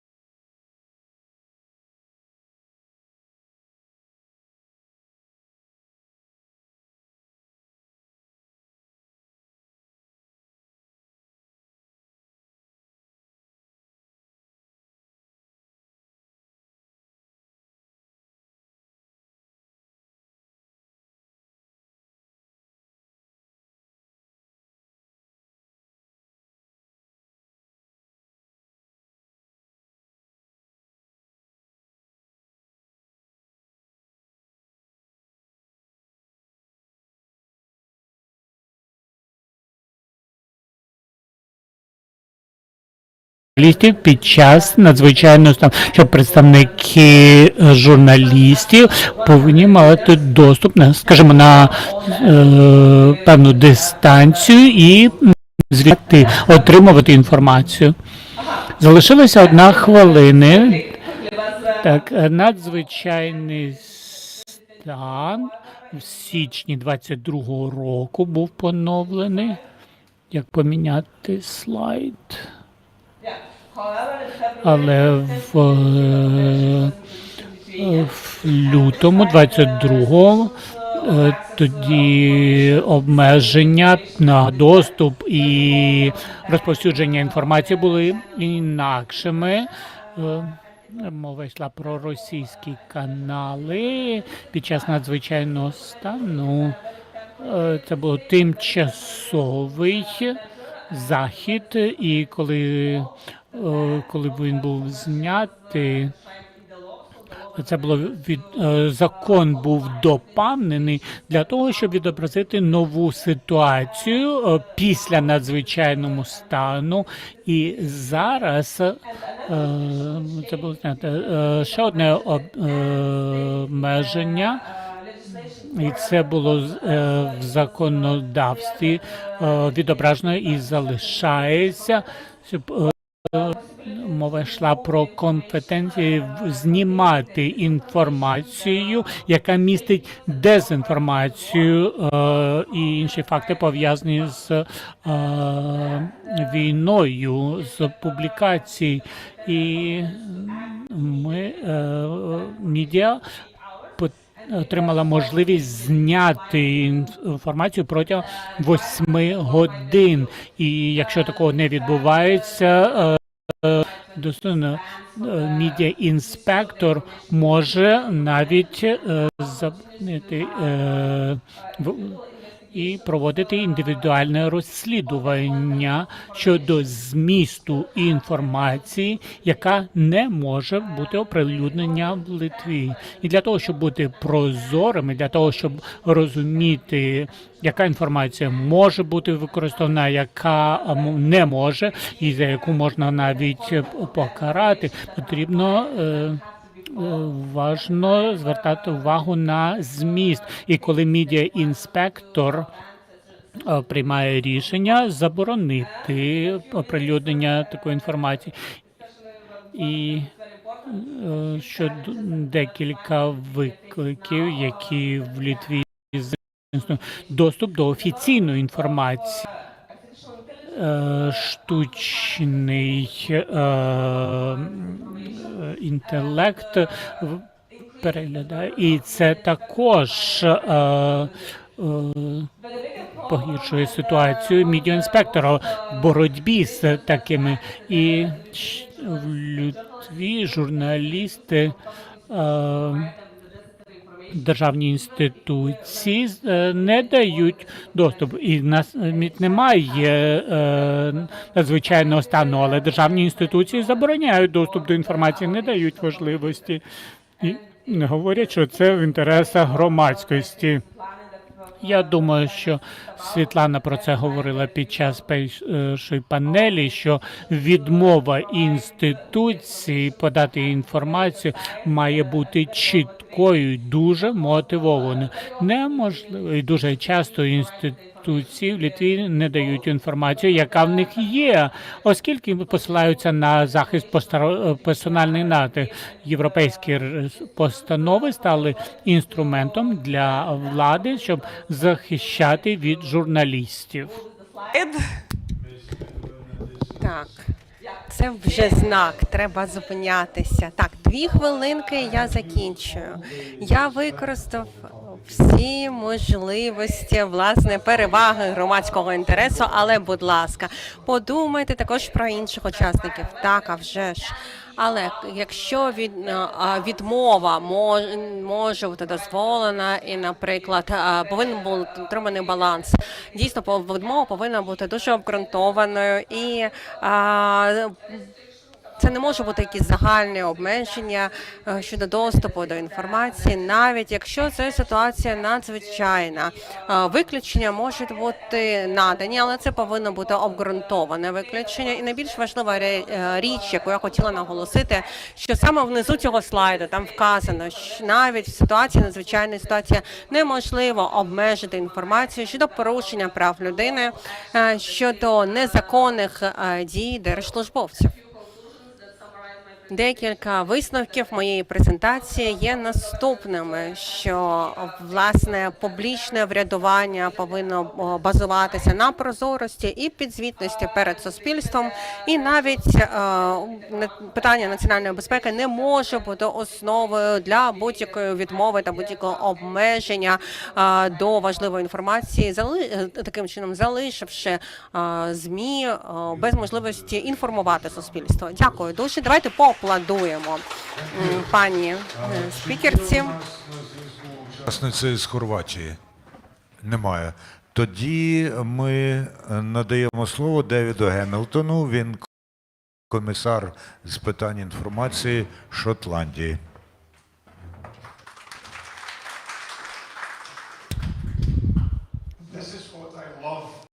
Ось що мені подобається в Україні. Ось це, власне, той факт, що країна, ви настільки стійкі, ви настільки ініціативні, ви настільки адаптивні і вигадливі, не дивлячись на всі проблеми, все, ви проводите цей захід. Перший раз я приїхав в Україну в травні 22-го року. І якщо хто б сказав мені, що знаєте, в жовтні 24-го року я буду тут сидіти і говорити про право доступу до інформації, я подивився б на них як в абсолютно перебільшення. Перш за все, дякую дуже, що це робите. Це так важливо.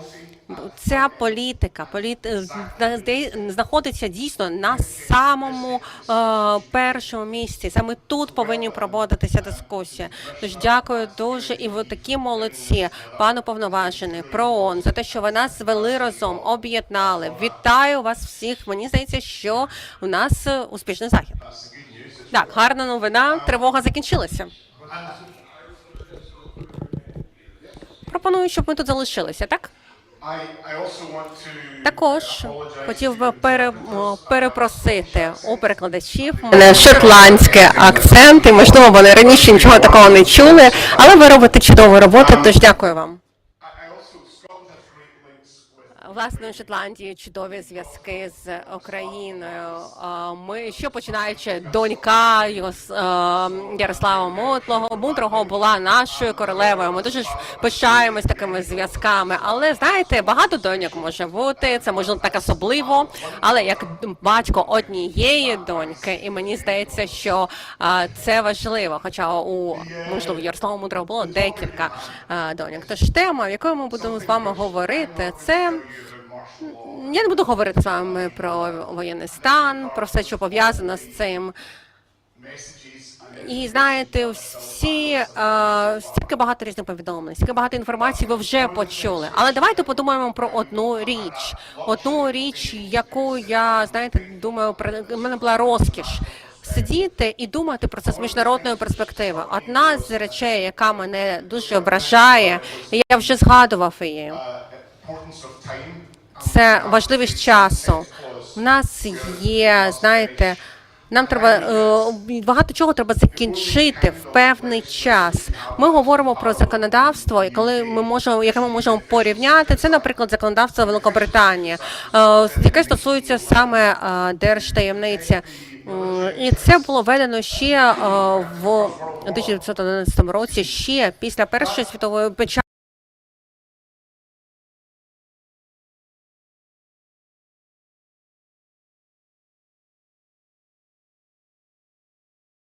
Але ніколи його не зупинили. Навіть більше того, цю сферу посилили. І, власне, з таким загальним ефектом було те, що законодавство в цій сфері працює добре. Тож ми дивимося, коли була Фолклендська війна, коли Великобританія була в Аргентині, була у Фолклендських островах, і власне ми були дуже далеко у Великобританії, бо корабль відпливав від островів, і там була підводна лодка Британії, і там була певна битва, і це можна було вважати також як політичною дією того, щоб відпливати від зони конфлікту. Ця інформація була ця інформація не надавалася. Уряд намагався приховати цю інформацію від держави. І ось цей рівень, власне, непрозорості не дозволений, він недопустимий від того, щоб громадськість не знала про інформацію, яка найбільш стосується їх. Це дуже важливо. When it's talking about your own national interests and indeed national security. I suppose the other thing that I would reflect upon is that not being able to talk about or experience martial law or that kind of state of emergency is the only thing that's comparable would be perhaps COVID and COVID restrictions where people were not allowed to move around. They had their rights removed, many rights removed. Was probably the closest that the rest of the world who has not experienced martial law can relate to. And there it was interesting that the role of journalists in Scotland became very much more important as that channel, that conduit for getting information out.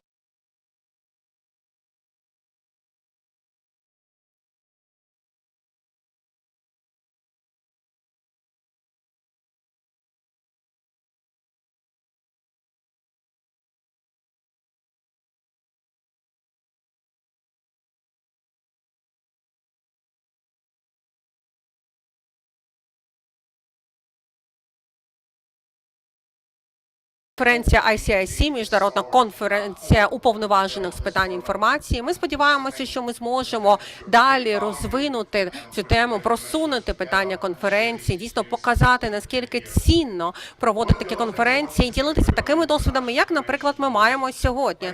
Також, якщо ми говоримо про міжнародний вимір, коли органи влади хочуть комунікувати між собою, два органи влади, іноді можуть бути різні відповіді.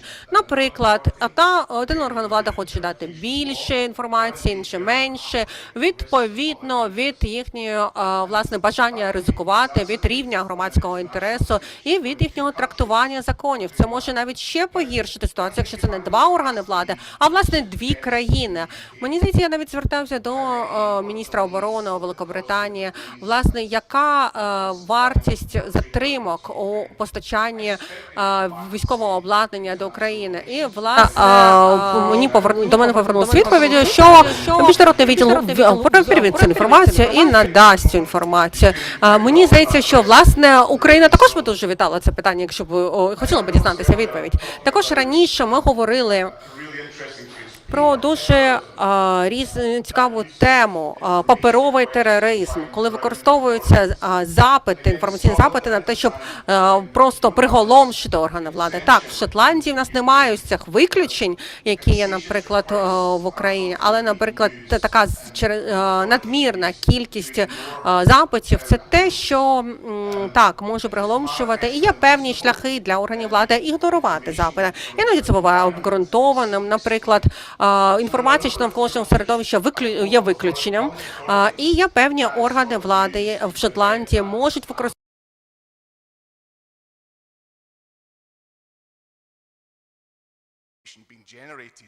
but information requests are now being generated across public authorities, and I think we need to be alive to the challenges that that new technology will do. I was also interested to hear about compliance. And again, slightly different model in Scotland, where my office and my decision is the as far as you can go, other than the highest court in the land. So the highest court in the land, the Court of Session, is the appeal body to what I say. And the good thing about that is who I am accountable to on my decisions. And if I get it wrong, I have to go to that court and defend it. that's an expensive process, so I have to get it right. But that process in itself also comes with it some very clear tools. So if, for example, an authority does not comply with a decision of mine, then they are in contempt of that court. And nothing focuses the mind of a leader of an organization than the prospect of going to jail, which is what could potentially happen if they do not follow the decisions that I make and which they have not appealed. So that, in terms of having teeth, our legislation does have teeth, and it really does solve problems very quickly. But there's also the court of public opinion, and I think that's another one which another area which I think can never be underestimated. Transparency is increasingly being seen as a tool of democracy by not just people who work in this area, but across the public. And I think that's something that, by having transparency and having a culture that expects information to be released, is a strong one. And those organizations that do not comply with that will be criticized, and rightly so, in the media and by the public. And then finally, I heard about the champions. I think that's another really strong point. That is, praising good practice is as important as criticizing bad practice. And when people get it right, that should be celebrated. The legislation that I work with gives me the ability to issue practice recommendations. That is when, if I'm not happy about how an organization is operating, I can say, I want you to change this and do it this way. And if they don't comply, there are penalties for that. And that is a very early intervention, as we call it. It's something that gets in before the problem stops. And we can turn around organizations very, very quickly because the focus is on them. It becomes a senior management problem, and it's something that they need to get fixed. So again, a little bit of imagination perhaps in terms of legislation can allow people to get the best value from freedom of information by not necessarily going down enforcement, but by shepherding an organization in the right path. That is all I wanted to say. I don't want to repeat a lot of what my fellow colleagues have said, but thank you again for your invite, and Slava Ukraini.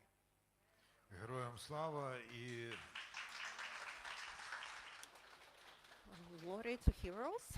And yes, indeed, we are so grateful to those who come to us.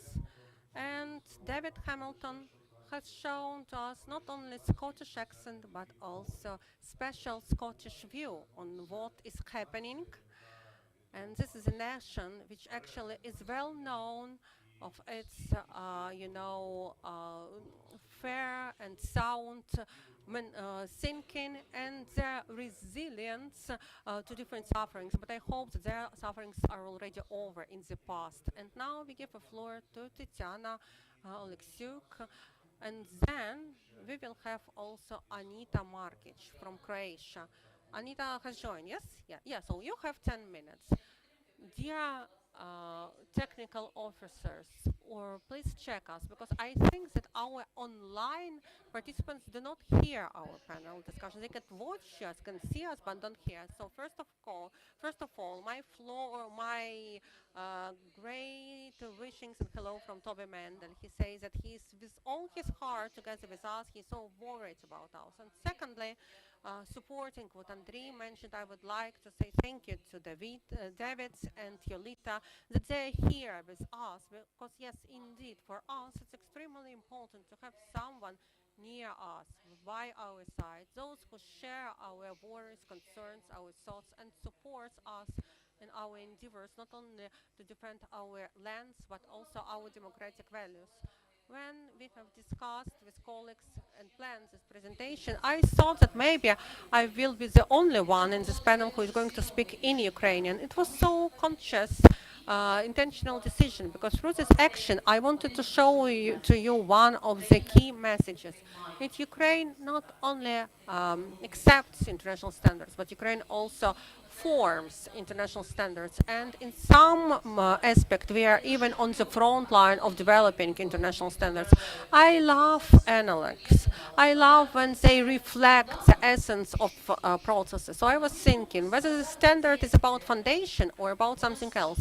I think standards is like a tree. It's stable, it's grounded into roots, but it also grows and develops. Ukraine contributes to making standards alive, for standards to correspond to current reality. And actually, I would like to follow the thoughts of Toby Mendel when he was unfortunately interrupted, that regarding actually everything, all those terms which appear, they appear in the context. They should be related to everything what is going around.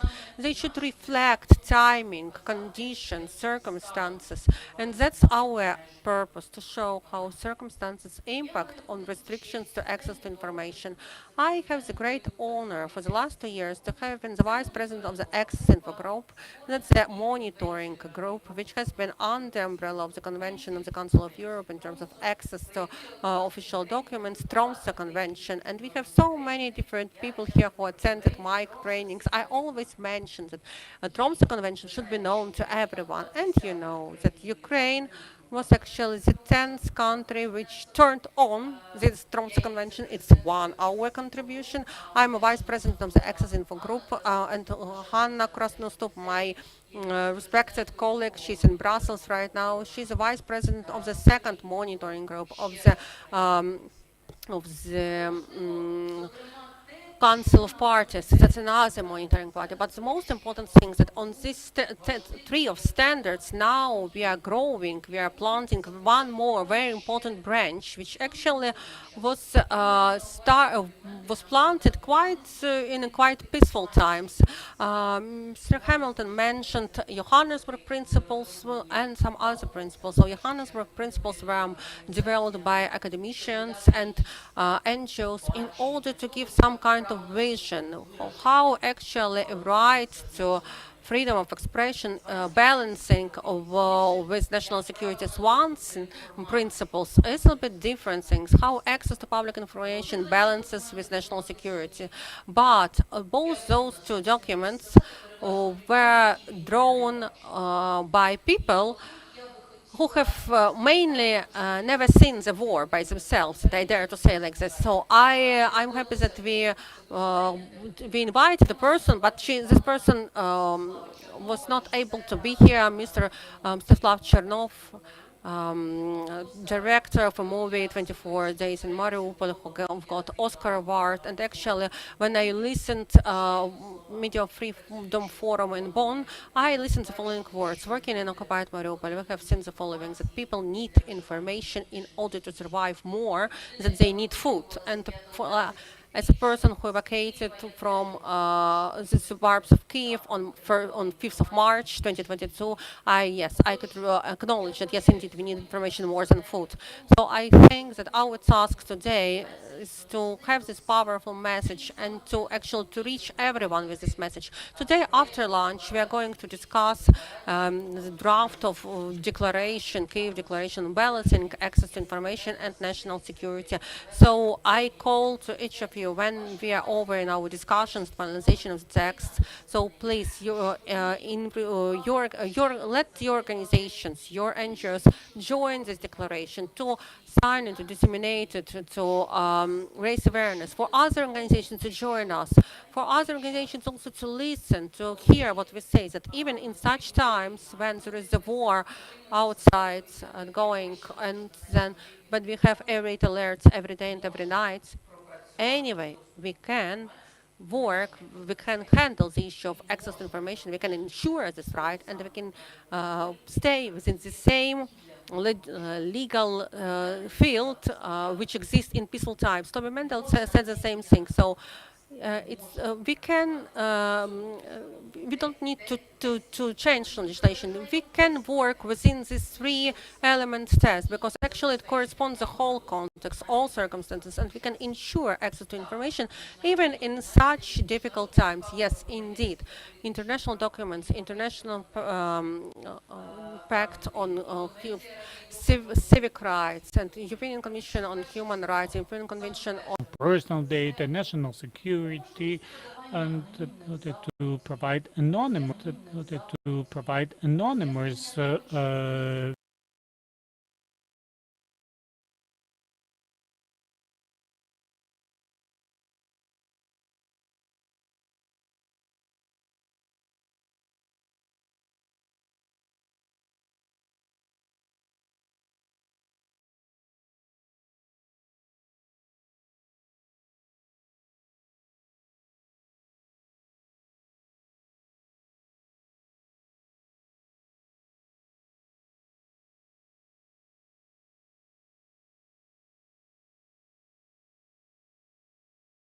to development of access info group.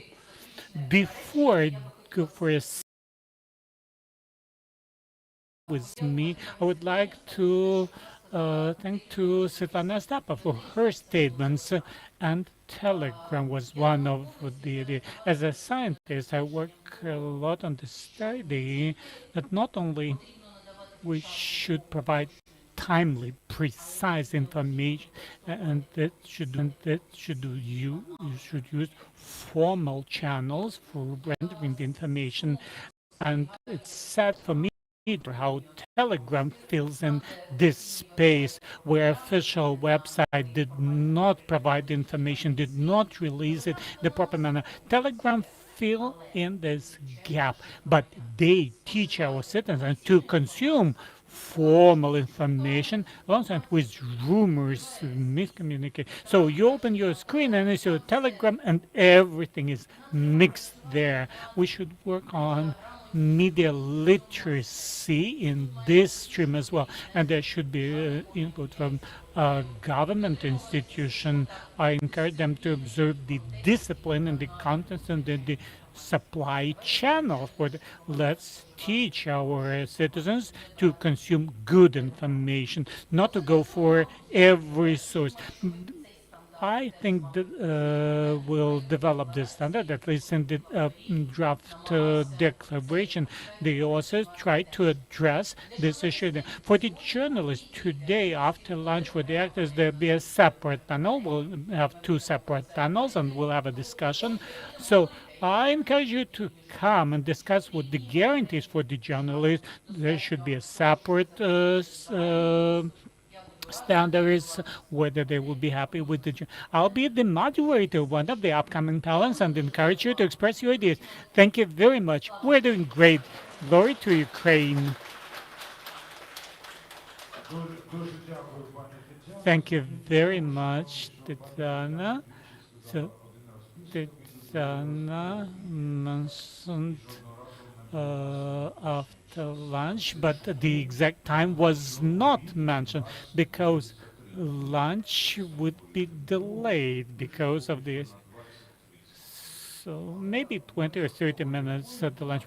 But again, Tatiana provided the exact information. This is how one can be precise and how one can accept the information. Was told that Anita Markic has joined us, our participants from Croatia. Yes, great. Anita is the information commissioner from Republic of Croatia, and Anita will make a presentation. And same 10-minute slot. Hello, thank you for joining us. Can you hear us? Do you hear us? Yes, we see you, we hear you, and your 10 minutes start now. Thank you very much. Dear colleagues and friends, sending you warmest regards from Croatia. It's my pleasure to take part in this conference on the exceptionally important topic of balancing of right to access the information in the interests of national security. At the beginning of presentation, I would like to share with the Ukrainian people, since Croatia experienced armed aggression and conflict in the 1990s, and we remember very well our suffering too. So Croatia also had a war, and in this period we don't have experience in implementation of right to access to information. Since first national legal framework for access to information has been established in 2003 by adopting the first law on right to access the information, almost a decade after the war activities has been ended. During past 2 decades, Croatia has been continuously developing its legal and institutional framework on access to information. The most recent EU member state since 2013, and also the OECD accession candidate, Croatia has adopted the best international legal standards practices in that area. Therefore, the intention of my presentation is to show how international standards and principles for access to information are implemented in Croatian legal and institutional framework. With regard to information related to national security, I will present the situation in which the law on access to information does not apply, as well as situation when access to information is restricted, and mention the procedures of handling the information requests in both situations. Now we can go on slide 2, please. On slide 2, I show the international standards on right to access to information. There is numerous international documents which are shown on this slide, and I will not read them. Next slide, please. Slide 3. First of all, who is supposed to do this? We are talking about general principles of access to information. The right to access to information should be recognized to all domestic and foreign physical and legal persons under the same conditions and in the same procedure. All the other general principles of access to information are shown on slides 3 and 4 of our presentation.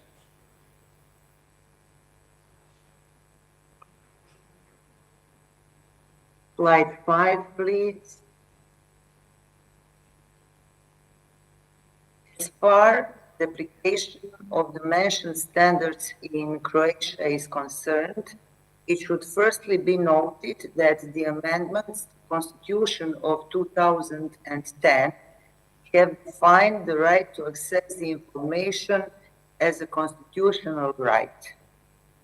So in Republic of Croatia, right to access to information is a constitutional right.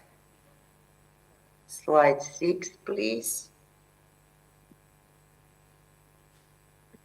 The Croatian law defines the public authorities, which we have more than 5,800, and their obligations in providing information either by proactive publication or through processing requests for information submitted by citizens and legal entities. It also prescribes the procedures of obtaining the information by request.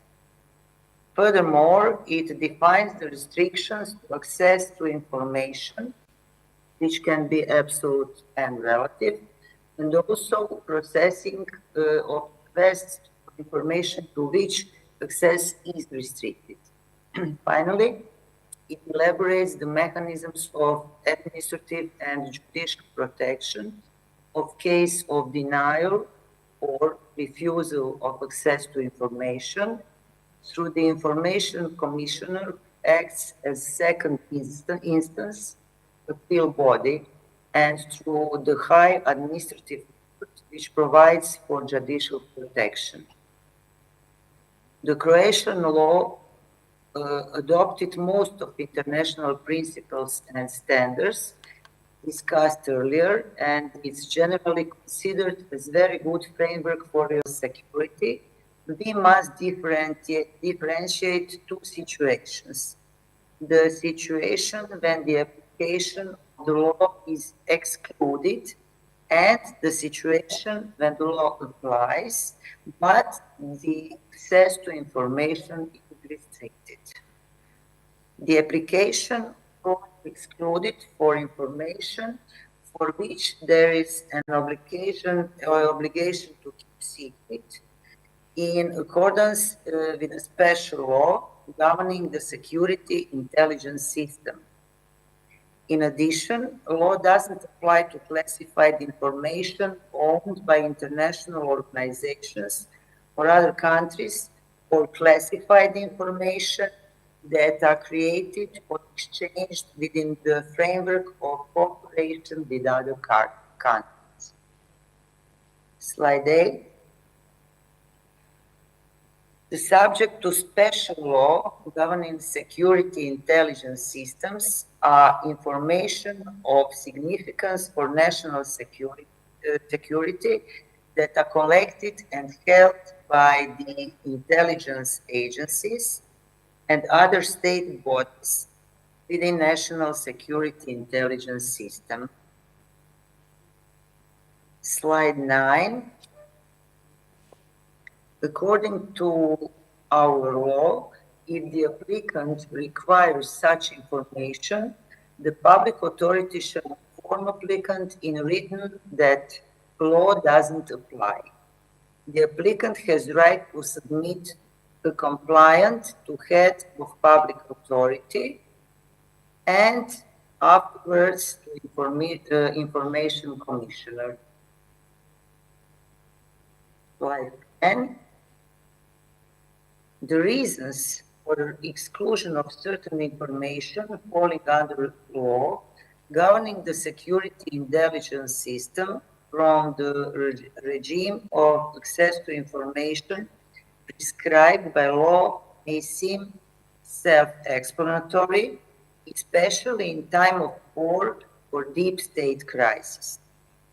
However, exclusion can make unavailable some information of vital importance and also bring into question of transparency of the intelligence agencies and other state bodies within security intelligence system.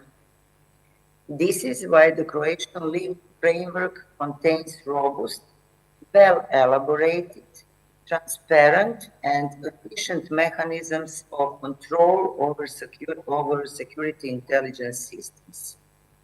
The monitoring mechanisms include parliamentary control and regular coordination and supervision conducted by the National Security Council. And finally, there is also independent civil monitoring performed by the Council for Civil Supervision of Security Intelligence Agencies. Slide 11. Besides exclusions of its application, law also enumerates the cases in which the access to information may be denied. Among the restrictions listed in law, there is only one absolute restriction, which means that the request for information will be automatically denied and it relates to information on preliminary and criminal procedures for the duration of those procedures. You can see which relevant restrictions are in this slide. Relative restrictions means that in case when applicant requires some of this information, public authority has to conduct the proportionality test aimed at identifying whether in specific case public interest to disclose information outweighs the interest to deny the access to information. Slide 12. Secret information are information that are classified in accordance with law on secrecy of the data. These are the data whose authorized disclosure endangers safety and vital interests of the Republic of Croatia, including organization of country established by the Constitution, independence, territorial integrity and safety, international relations, defense and security, and intelligence system. Depending on the severity of the potential damage from unauthorized disclosure, there are 4 degrees of classification: top secret, secret, confidential, and restricted. Slide 13. 1 minute left. Yes, thank you. Secrecy of information constitutes relative restrictions to access to information, which means that the public authority is always obliged to conduct proportionality test. As we have only 1 minute left, I will close my presentation slides you have, so you can see what we put on those slides. But conclusively and finally, in the conclusion of this presentation, I want to stress that the right to access the information should be limited only exceptionally and always by following the procedure in which arguments both in favor and against disclosure should be carefully examined. In case of denial of access, the applicant should available legal by submission of appeal independent state board by administrative court stood by both. Such protection legally elaborate it clear the procedures deadlines and from charge. In cases of applicant of law related to security intelligence information to be well defined, transparent on system of institutions.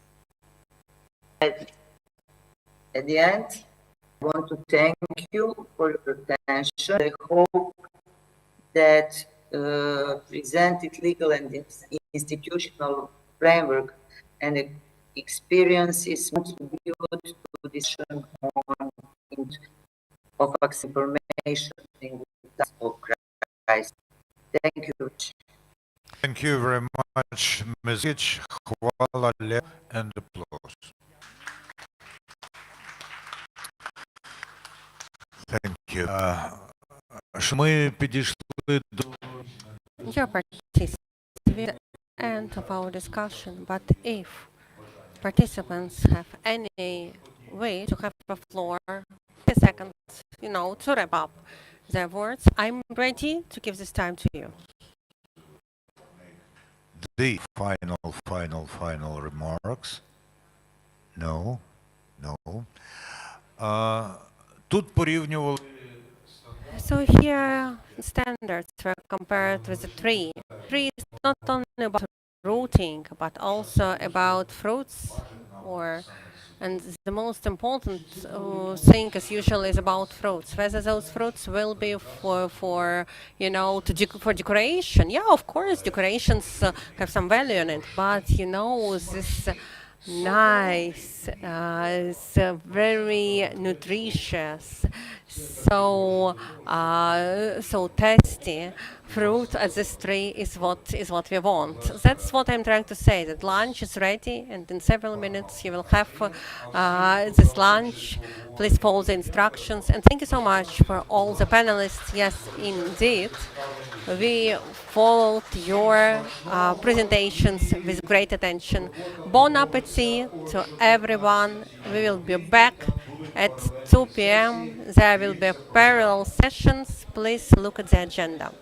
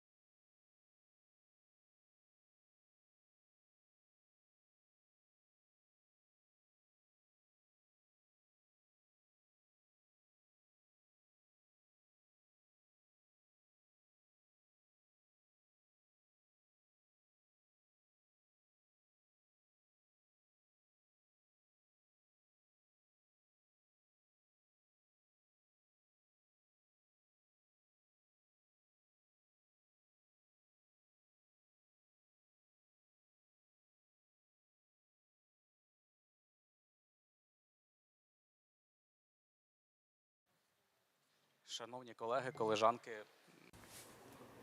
Dear colleagues, I suggest to continue. Our panel is called How to Ensure Access to Public Information During Armed Conflicts. First of all, I will present myself. My name is Alexei Kabanov. I will be a moderator of today's discussion, and I'm a UNDP expert on information rights, co-chair of the Expert Council under the Commissioner for Information Rights, chair of the Training Consultation Center for Access to Information. Today, we have very respected and well-known speakers in the sector of access to information, and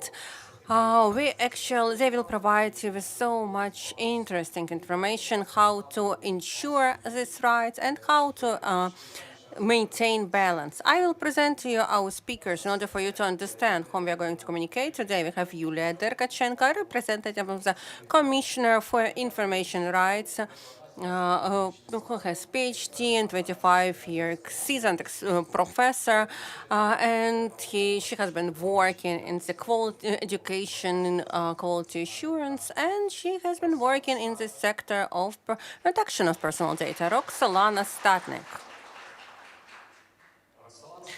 So, Roxolana Statnik, Director of the Department of Information and Public Relations, Secretary of the Cabinet of Ministers of Ukraine. She has huge experience in this sector. I think all of you know her. She has been working since the very big moment of adoption of this law. So today she will share with us very interesting information, her experience. She works a lot at the civil service. She has a huge immersive global experience. She is a lecturer in the School of Andrei Malyshev and the High School of Public Management, Ukrainian Academy of Leadership, and other international projects. She has so many different publications in the area of access to public information. She has also a candidate degree, and she has developed her dissertation on the specific topic of access to public information. So, Igor Rozladai, Deputy Director of the Center for Democracy and the Rule of Law, NGO, Chief Expert in Media Law, Disinformation and Access to Information. He's a member of so many different VERU working groups on making amendments to the legislation in media, access to information, protection of personal rights. She also a co-author of laws co-author on documents on repressive laws, and also participated in the development of the Tromsø Convention. He is the author of so many different publications in information law, media law, and genealogy. Also today with us we have a representative of the authority which is located near the front line, so to say.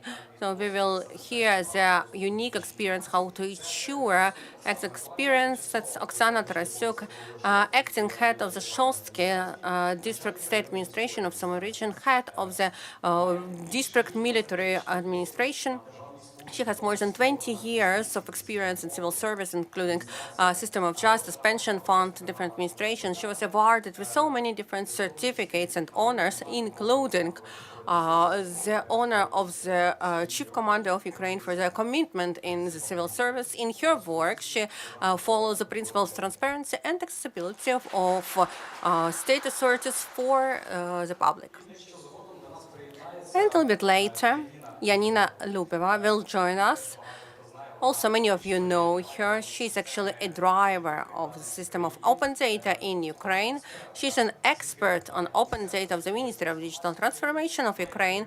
She's a leader trainer of different educational courses dedicated to open data and how to apply the open data in legal practice. Let's applaud. Yanina will join us a little bit later. Thank you, dear colleagues. So first of all,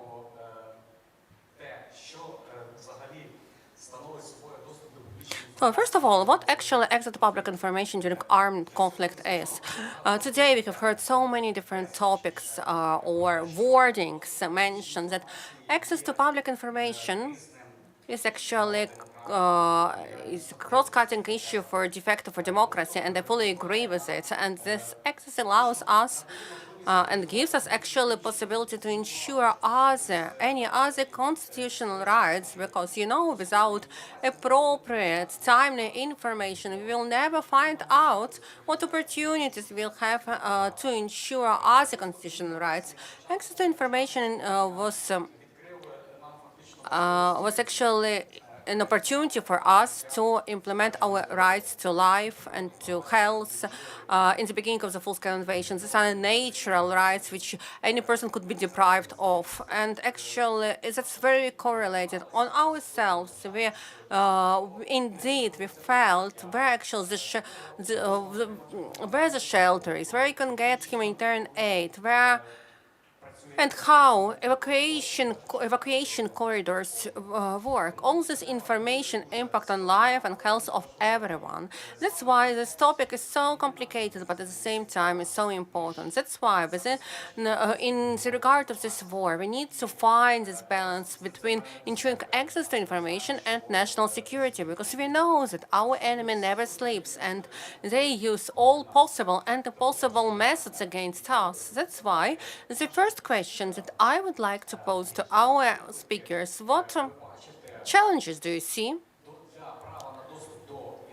for ensuring access to public information during armed conflict, during war? So, dear Yulia, over to you. Greetings, dear colleagues.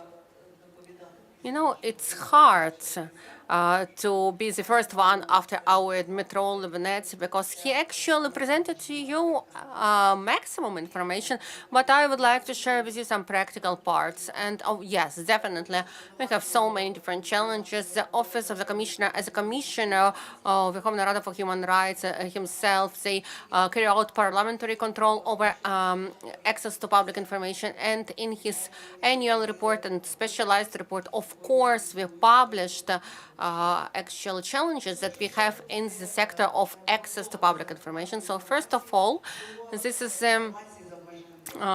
unmotivated classification of information as restricted information or information that requires special access.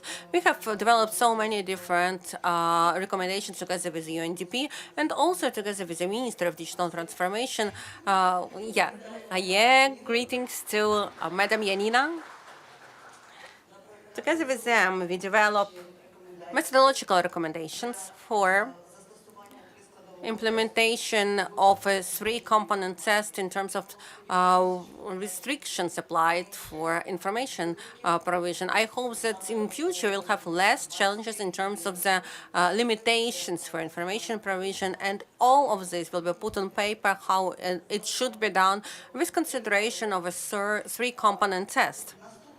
The next challenge is non-provision of information and limitation of access, delays with satisfaction of inquiries. But actually, when we were preparing to this conference, my colleagues and department police actually mentioned to me that, dear Yulia, we don't have things like this, but it appears that we have this.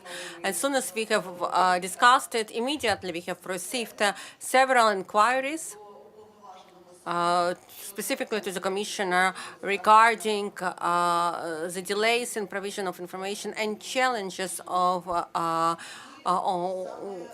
decisions to reject provision of information. And information in public registers is also a challenge for us. We are going to discuss on this matter together with Madam Yanina in detail. So we are active in our interventions in terms of access to public information, a part of parliamentary control and monitoring, which I'm going to tell you later more.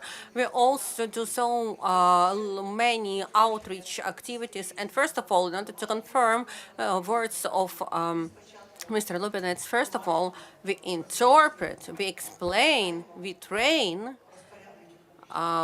in public information owners, and only then we come with inspections and monitorings and apply some administrative measures. So we keep working. Our outcomes of our work are visible. You can see them in the yearly report. They are also reflected in the specialized report of the Commissioner for Information Rights and in many recommendations of the Commissioner regarding access to public information, how replies should be provided in correct manner, how you should limit information if there is a case. That's why, please use it. Use all our novelties. Thank you. Yes, indeed. Office of the Commissioner has huge experience in this sector. Actually, since 2011, they have been promoting the issue of information rights. They have indeed developed huge volumes of practices how to deal in difficult situations. But at the same time, we have also significant experience in terms of executive authorities which are presented today by our colleagues. First of all, I'd like to give the floor to Roxolana Statnik. Yes, just 3 minutes in terms of challenges. Thank you so much, dear Alexei. Good afternoon, dear colleagues. I'm so happy to see you here offline.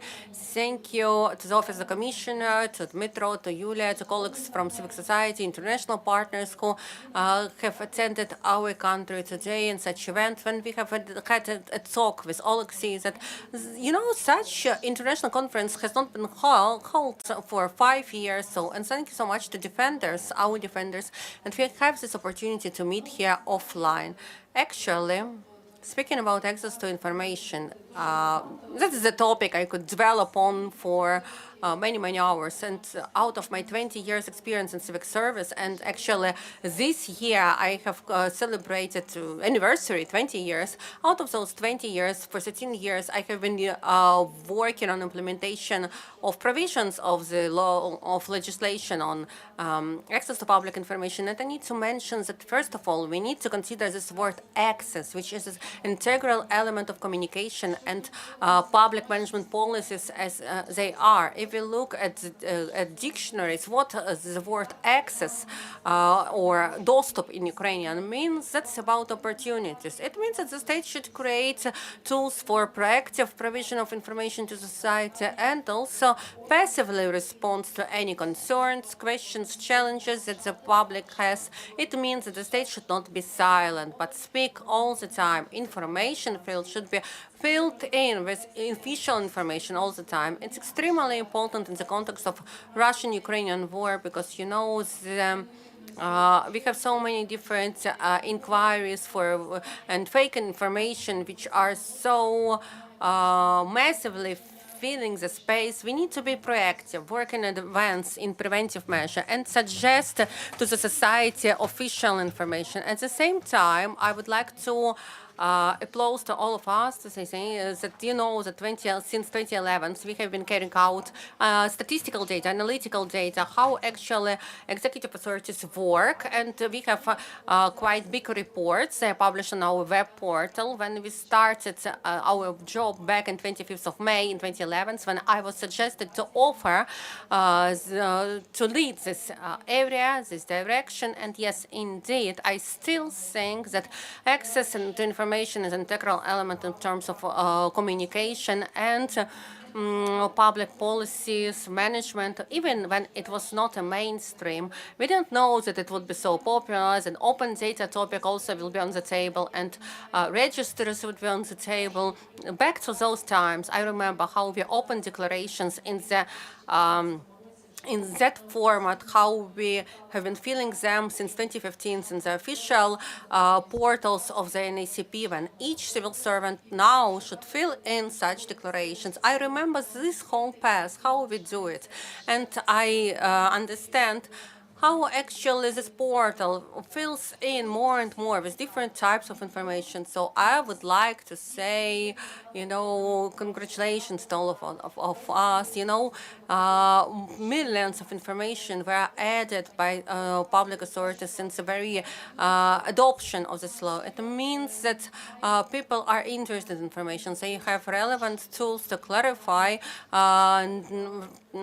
corresponding data, to ask what they are interested about, and it means that it's a huge achievement and a relevant tool suggested by the state to the society to participate in this process, and it means that it becomes an integral resource for the public management, and you should use it, because based on such inquiries we can also understand its challenges in the area of public management, public administrations, that challenges in terms of distribution of disinformation, misinformation, maybe problems with understanding, misunderstanding of wording of any public official. We have those deadlines, so that 5 days. No single country has in such deadlines in their legislation. 5 days we have in order to provide inquiries. It means that our replies should be so clear, so simple, that they are understood by the society. And it means that we shall use this integral tool in our work, and together with public administration, we shall not forget that we have such a tool. But at the same time, I also would like to congratulate our colleagues that actually Pension Fund, Minister of Internal Affairs, Third Border Guard Service of Ukraine, Ministry of Healthcare of Ukraine, Ministry of Defense. Those ministries and agencies we actually were included in the 10 best agencies, and Secretariat of the Cabinet Ministers of Ukraine. We have processed 50,000+ of inquiries. That's why, Alexei, I like so much. And yeah, just recently, I had a discussion during the forum where you participated, and I asked my colleagues a question: what book would you like to write about your work in terms of implementation of your duties? And I answered that maybe it would be a book with a name, with adventures, and it would have components of thriller, of a detective, of adventures, and it will be dedicated to access to public information. And I'm more than sure that all of us, we are heroes during this war. Yes, we have not suspended our work. We try working further, implementing further all provisions of legislation. It's a huge, it's of huge importance. It's a great example for the society also, because we ensure and implement their rights for knowledge. Дійсно, колеги, забезпечення права на інформацію, от саме з контексту і зі сторони органів влади, ну, це дуже нелегко насправді, тому що є дуже багато викликів перед державним службовцем, перед публічним службовцем, які дуже часто різні, і вони залежать від ситуації. І найголовніше, що ця ситуація пов'язана саме з безпекою. І в силу цього кожен державний службовець має приймати багато рішень, які мають бути виважені. Every civil servant have to make decisions which are proportional. You indicated that the responses should be clear. So when we speak about the principle of proportionality, limited access to information, we should speak in crystal clear language. That was an idea discussed at the previous panels, that the responses often include 3 pages of quoting of the legislation, which is the rule which leads to nothing and no conclusion. That's too bad. And for that, we had regulations of the Cabinet of Ministers simplify of the bureaucratic language, the language which the executive bodies use. In the context, I would like now would like to pass the microphone to Igor to speak about the challenges. Hello, I'll try to speak on the current challenges and expected challenges. I'm not going to say that this is something bad or good. This is the reality which we're in. This is something we should keep in mind. Indeed, February 24, 2022, seriously hit the axis. All the registries were closed. Everyone was scared. Sometimes there was a situation when people tried to ask for the information, and they were considered a spy. We were all under stress. But one cannot be ready for that.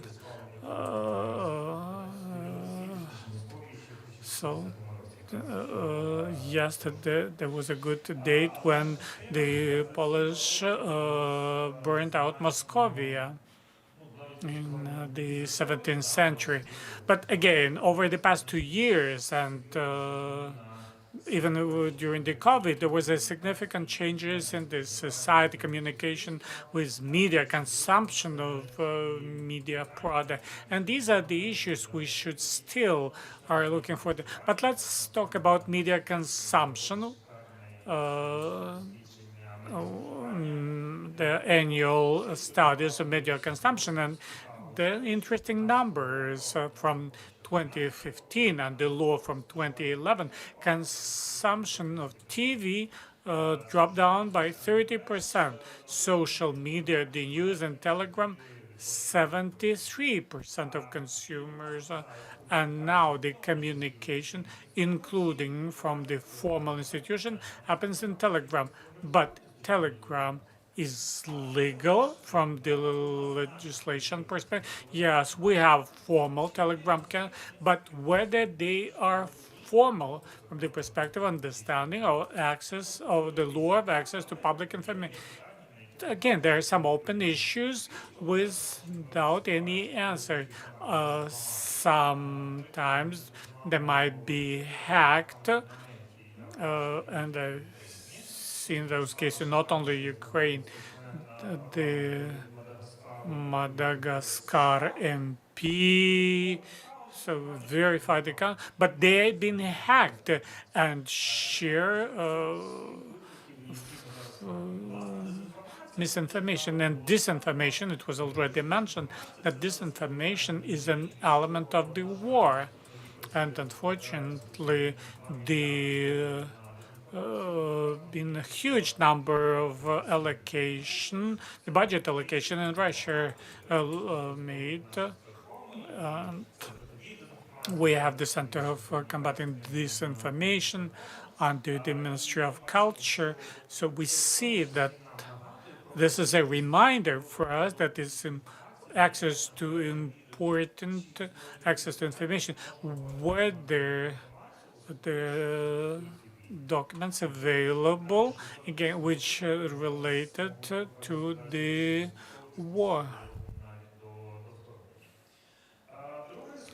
Next case, what are we going to do with the staff turnover? And this is a chronicle exercise, not only related to mobilization. Some people left because of the war, low salaries, migration everywhere, not only in the public sector, but in civil sector, private sector. And this is a mass exercise. This is the challenge to develop new cadre training. This is the appeals from the journalist. That was a kind of a definitely not an appeal itself. So how to word the appeal properly, because none of the reforms will be able to carry this out, but it takes dozens of years to carry out the reforms properly. Artificial intelligence, another stream. This is potentially a good simplification of life if we dare sooner or later to introduce artificial intelligence as the element of getting them. We would be able to offload this, but artificial intelligence can make mistakes. We can see it in social media from recent cases from October 4 till today. The Facebook page of Czech embassy in Ukraine was hacked. So this is how artificial intelligence worked. The trolling I call them DOS analog. As a result of if an institution can be hacked, and there's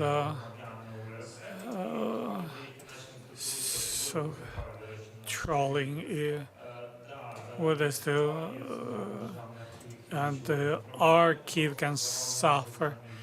Over the past year, they basically overloaded with the inquiries. Of course, there is an issue of trust. So any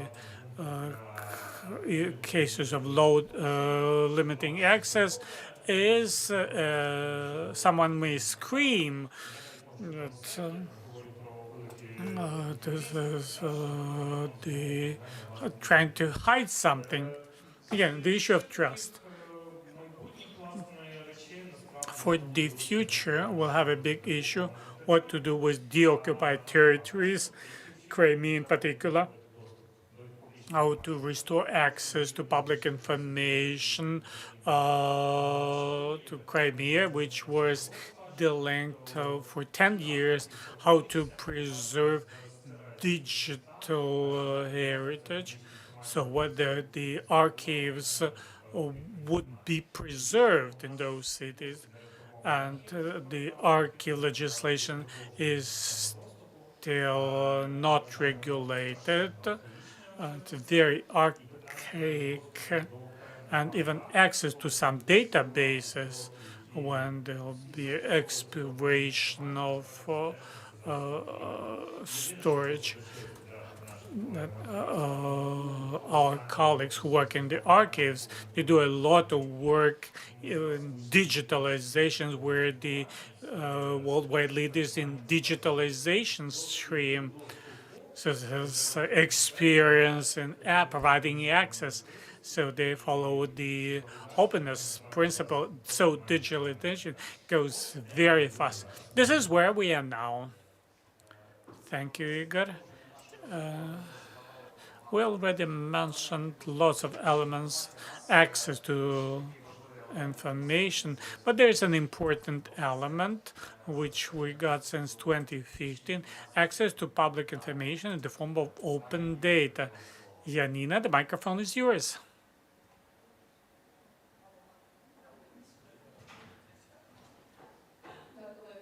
Thank you, colleagues. Sorry for coming late, but my schedule is very busy. Again, thank you for the invitation. It's so happy to talk about the open data. So this is an unusual situation. This stream is developing regardless of the full-scale invasion and war. What open data? We provide this it's one file which can be read by a machine. But how to use this balance between transparency and national balance? The open data portal did not work for half a year at some points, but we need to respond to the national security. We thought that what to do. From one hand, national security, territorial integrity is an important priority. But on the other hand, openness to preserve the national values, to increase the trust of the citizens, and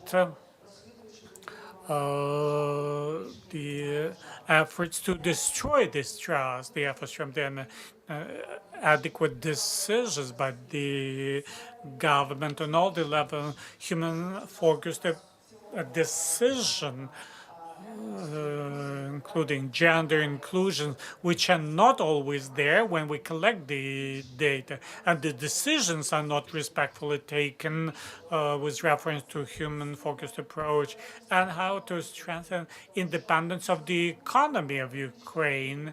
So from the data which we collected before the full-scale invasion with TAPA support, 1.5 billion years, the open data should be part of the GDP, considering our dependence of the inflow of investments from outside of Ukraine. This is an important element to strengthen Ukrainian economy using own resources.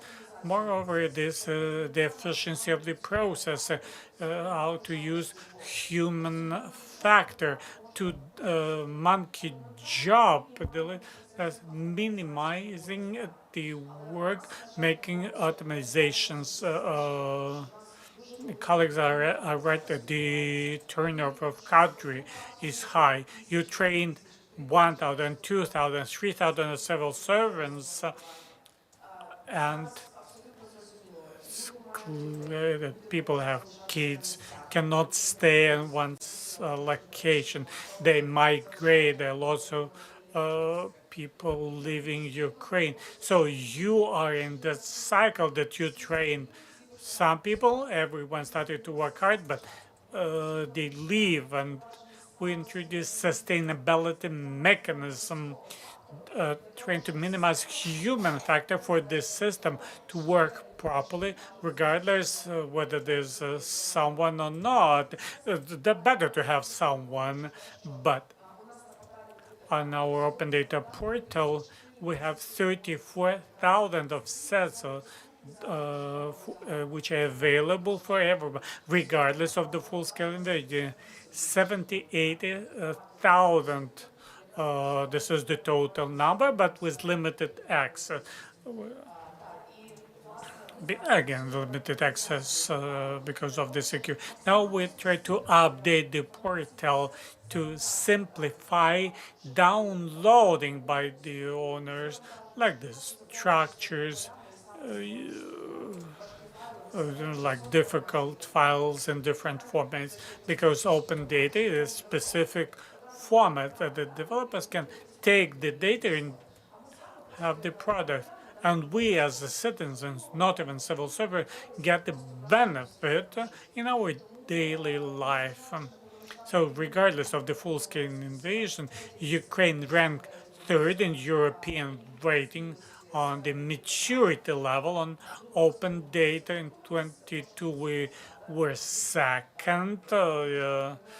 Because of the full-scale invasion, we are now ranking third. But no access to single state registry, to tax registry. And this is a difficult process which assumes engagement of many stakeholders, SBU, Ministry of Interiors. They're the owners of the information who know what they have, where they're interoperable, how to publish them in a manner to be useful for business, civil society, journalists, but not to be used by the humanity. This is a challenge, and this database registry will be processed separately.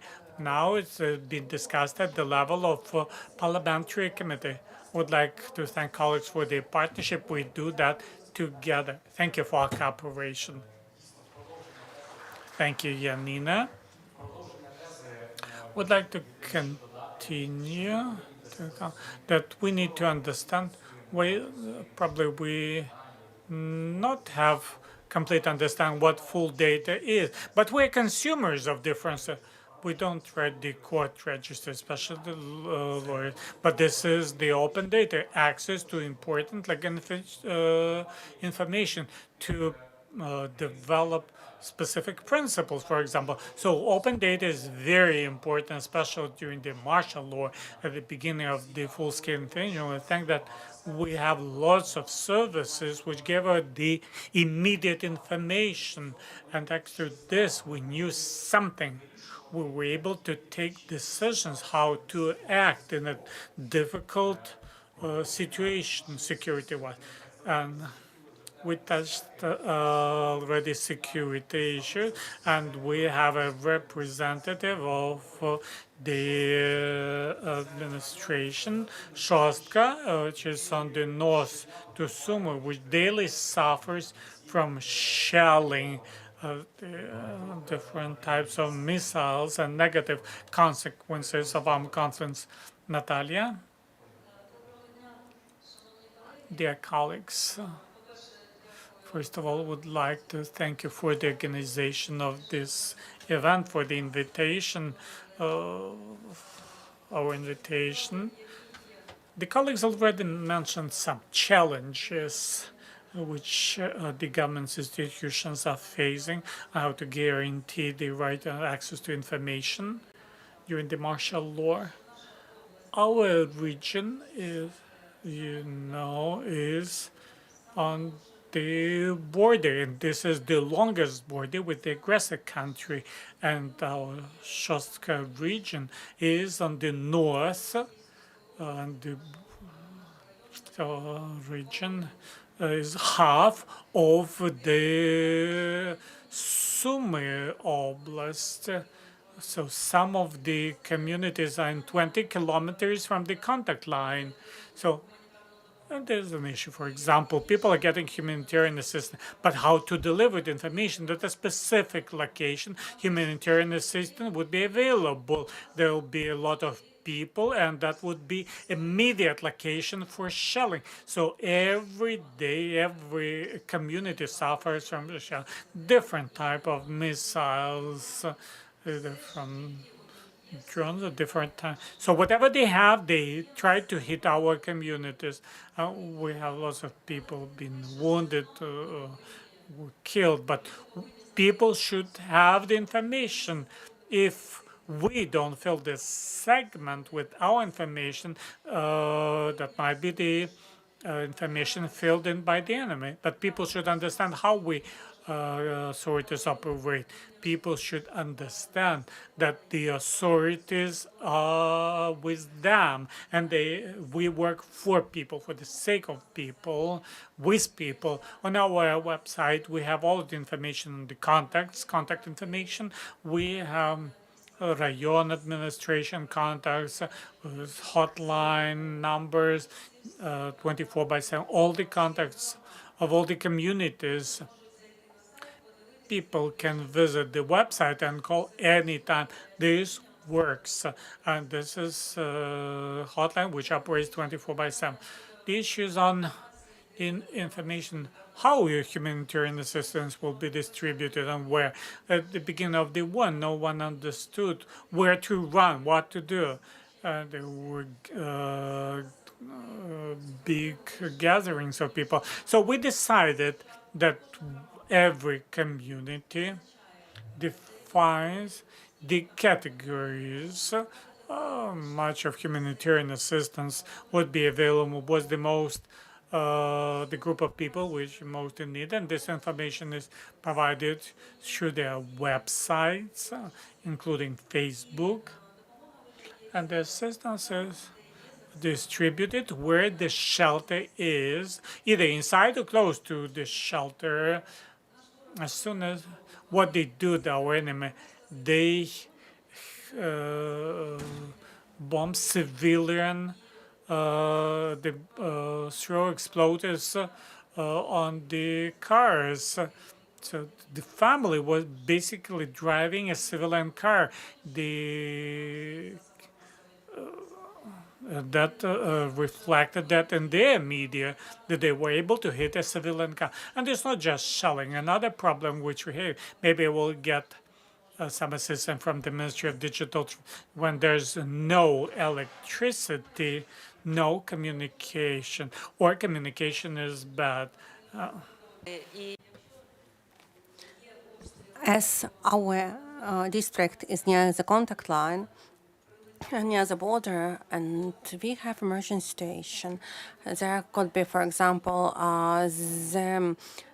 the power substation could be hit. Then we have no electricity, no water, nothing actually. We have, of course, hubs to liquidate negative outcomes of emergency stations. We carry out constant trainings for those hubs. With also like offices, we know what shall be done, where they meet, how we accumulate all information, then we share this information with people within our mandate, within what is allowed to us by the military, how to share this information with people. But anyway, people should know that yes, indeed, there was a shelling. So we provide information in the following manner. There was a shelling. For example, critical infrastructure unit was damaged, works are being done. We do not, even if it's done, if recovery is done quickly and we renewed heating supply and electricity supply, we anyway we try not to provide this information very quickly because because they will hit us again just in 30 minutes. So we give this information gradually, step by step. Sometimes we follow our guts, for example, what could be done, what could be said, what could be provided, what could be not. This is the challenge that we have. Thank you.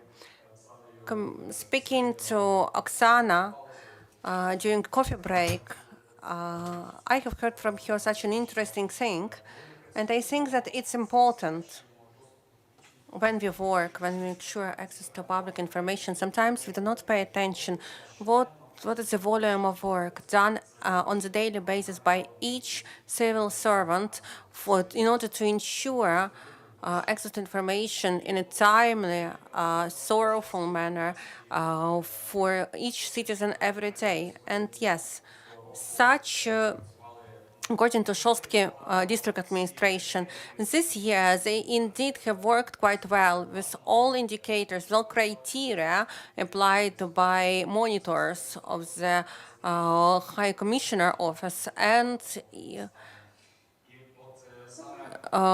which actually were reflected in the report, which is presented today. They tried to work on all the elements and criteria which are extremely important during the martial law. And I would like to move to the next question and ask Madam Yulia the following one. In terms of the general results of the monitoring, what were the general problems, such key things, general things which you have identified? Just 3 minutes, because we are going a little bit beyond our timing. Each year we carry out monitoring by the Office of the Commissioner, but actually in our presentation it was mentioned that that's the third year, but if we look at the background information, the historical data, and look at the UNDP websites, it's not the third, but the fifth monitoring of the access to public information sector. In order to process all this data, our UNDP coordinators work very actively. This monitoring is done under the mandate, under the holding position by Metro Lubinets for the third time. So the unique methodology is applied. This methodology actually includes aspects which say that actually coordinators do this monitoring with the purpose to avoid conflict of interest.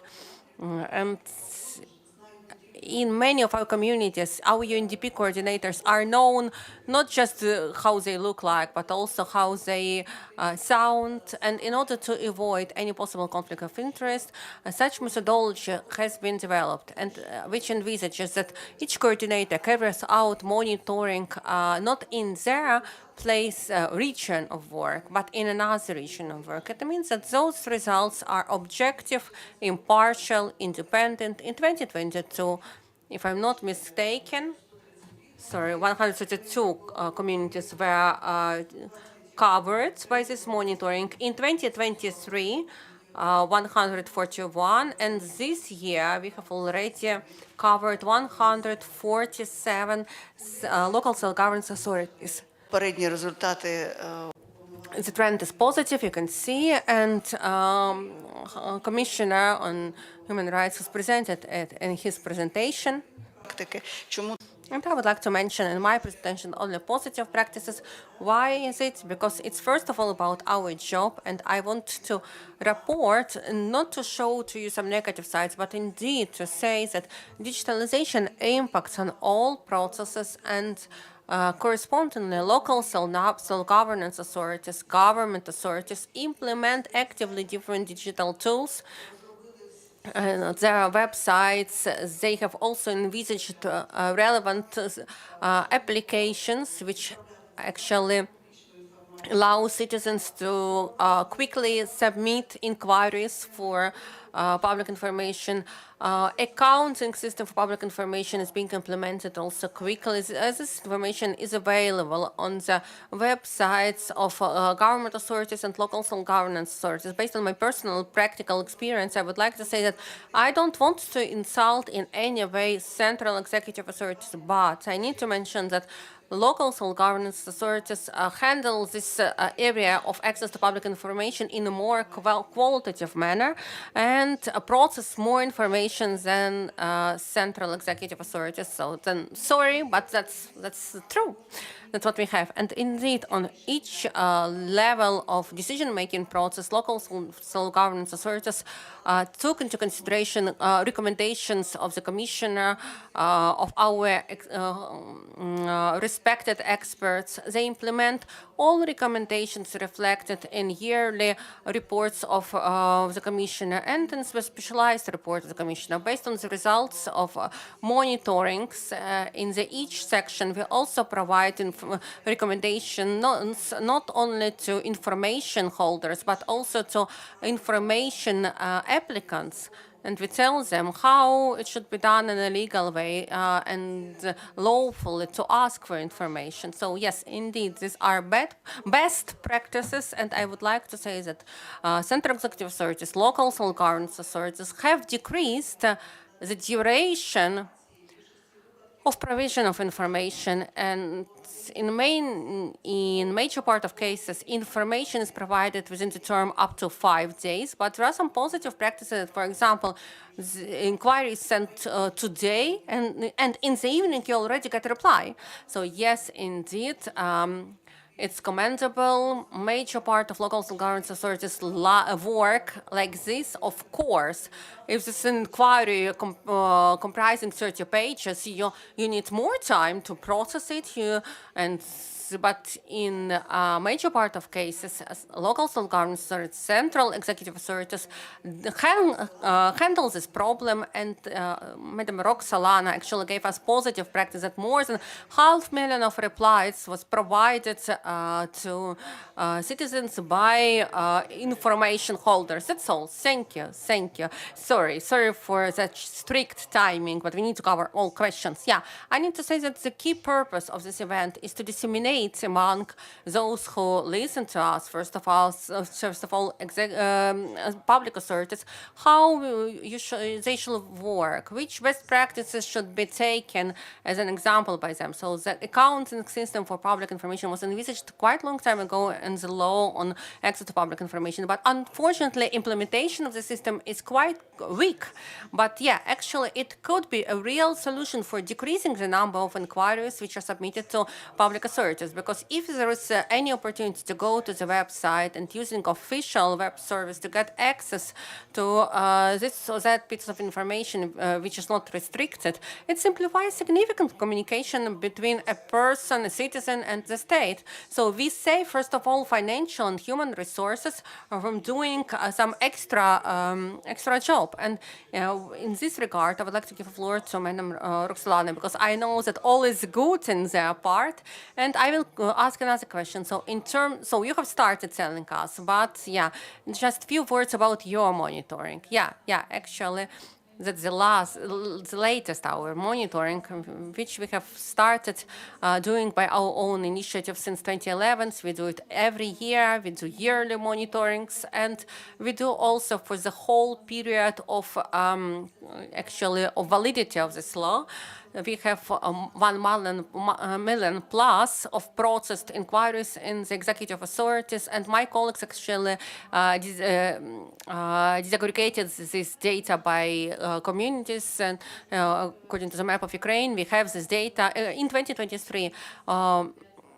we have 170,000 inquiries 2022.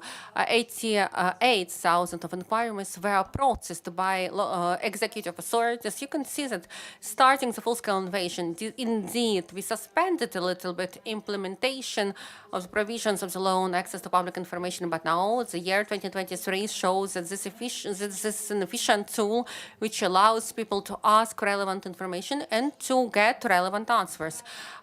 Speaking specifically about monitoring itself, and there is an interesting detail, to my opinion. You know that there are different channels of submitting different inquiries: email or ordinary post, phone calls, personal meetings when you can come, also copies of documents, fax, and so on. So 2000. We saw, we thought that fax machine is quite an outdated tool, but in 2023, there were 52 fax inquiries to executive authorities, taking into consideration that in 2022, there was only one such inquiry to executive authorities. And that's an interesting fact, actually, when we sought to make changes and make amendments, thinking that fax is not already a tool which is used, and maybe we need to make amendments and just eliminate it. But you can see a trend, and trend is quite interesting. Another trend, and that's also an open question,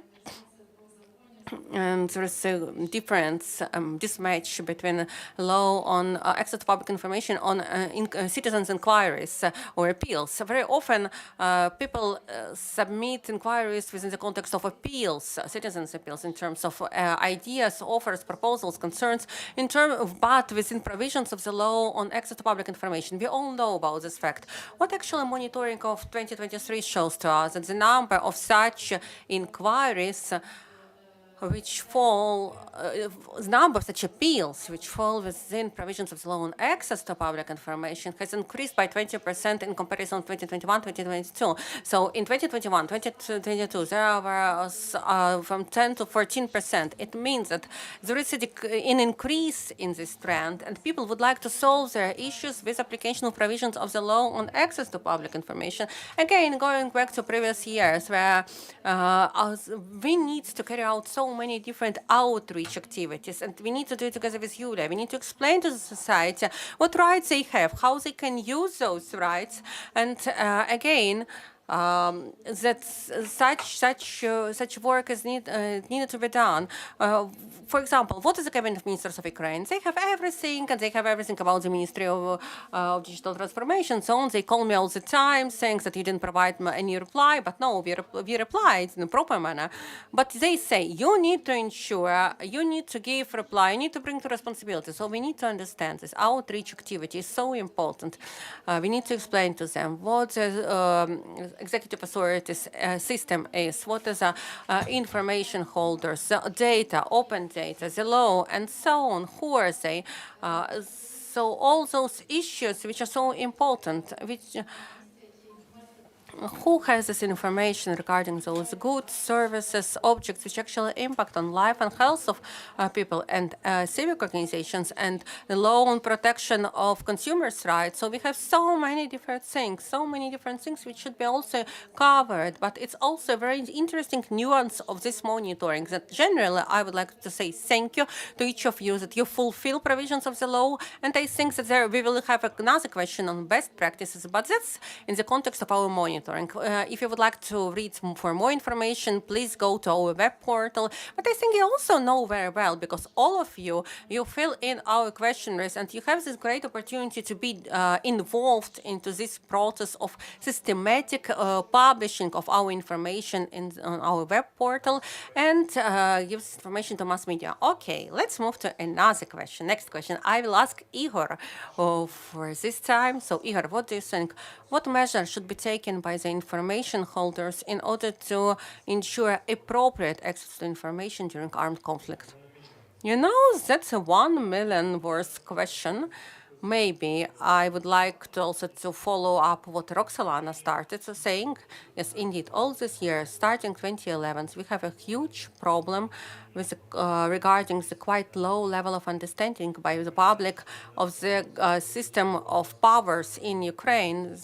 I remember that when last time we had trainings on access for journalists, when journalists actually wrote to me that local governance authorities is equal to executive authorities, I just went nuts. I made a diagram, and I think this diagram was included in some kind of handbook, and so showing visually what is it. And I think that we need to repeat the same training, the same thing, because the issue of understanding of the nature of powers is not taught at schools. Schools teach what is the state is, but actually why, what is the reason for it. But the schools do not explain what is the difference between local governance authorities, executive authorities, what are the branches of authorities, what forces are beyond the branches of authorities, who is the president, what is the president actually of Ukraine.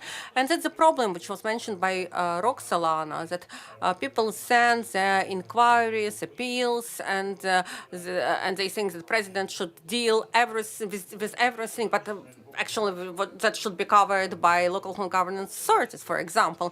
So it requires many, many years of work to teach them of these things. Even along, I even don't mention European institutions which are waiting for us and which we'll need to explain.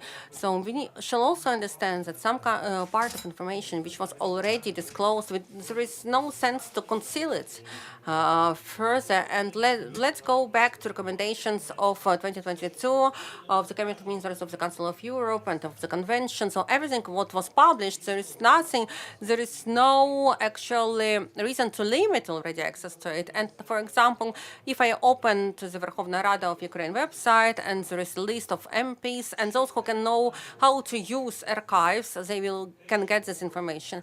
What is important? That's the information that we have for now, what the enemy doesn't know. And here we need to understand all the nuances and details.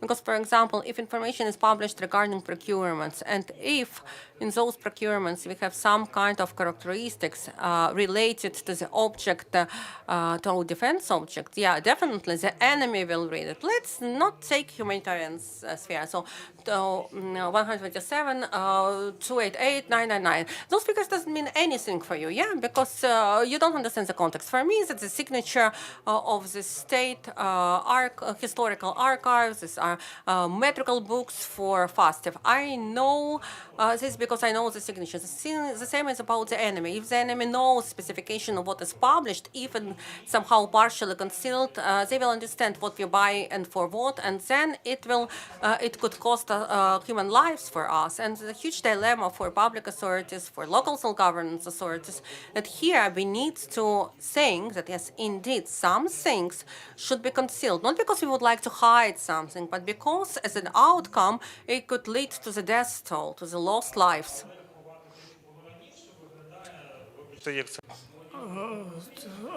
Something may look like cringe. It was available before, now it's hidden. Why are we trying to cheat? Whom are we doing? So the situation that's happening now requires more self check, three-component test, whether there's a balance, whether there's a risk to health. I do understand that this is the biggest challenge now. Finally, the information is, and should be released. We should not go for conspiracy. So good, I think investigator can find the information without your attempts to hide something, because it was open before. And if you can use just a small case, some time ago, I tried to figure out this newspaper. It took me an hour. This document was procured for $10,000. That it happened 2013. From which company? All this information, if you can use a SINT, and the Russians are not using special.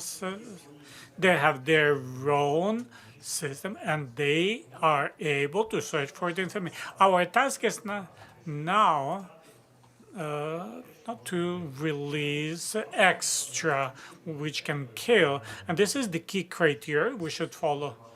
I can sign under every of your statements. I can, owners of information, the Security Amendment can want to speculate on security issues, on the information which was released before. So it wasn't in that. So what the sense to hide it now? Was this threat? And why do we want to limit access? The proportionality and the. I have a question to Oksana. How you see access to information? How it should be assured? Your personal experience. I'm ready to sign under every statement of vigor. To limit the information, we should only, that kind of information makes a threat to our economy and our security. All other information should be available to our people, or the location of the authorities, the salary. Maybe people would not be happy with this, but they should have this information. I think this is their taxes, and from their taxes we get our salaries. People should know about our revenues as well. On the location of government institution, the addresses, it was everything is available. Internet was available and is available. At the beginning of the war, even February 24, in every community leader got an SMS message with these threats. They prepared themselves. What should we have now? On some of the websites of the government institution, there are no names who works there, but are we trying to hide from our people or from our enemies? Our enemies know everything about us. They knew and they know now. I think that our people should have this information, because this information field would be filled in by the hostile messages. This is my opinion. Thank you. And very interesting that number one, this salaries of the civil servants. The colleagues have the information. So whether the salary should be disclosed. So what kind of threat? Oh, well, a person should know. They knew it before the war and can know now during the martial law.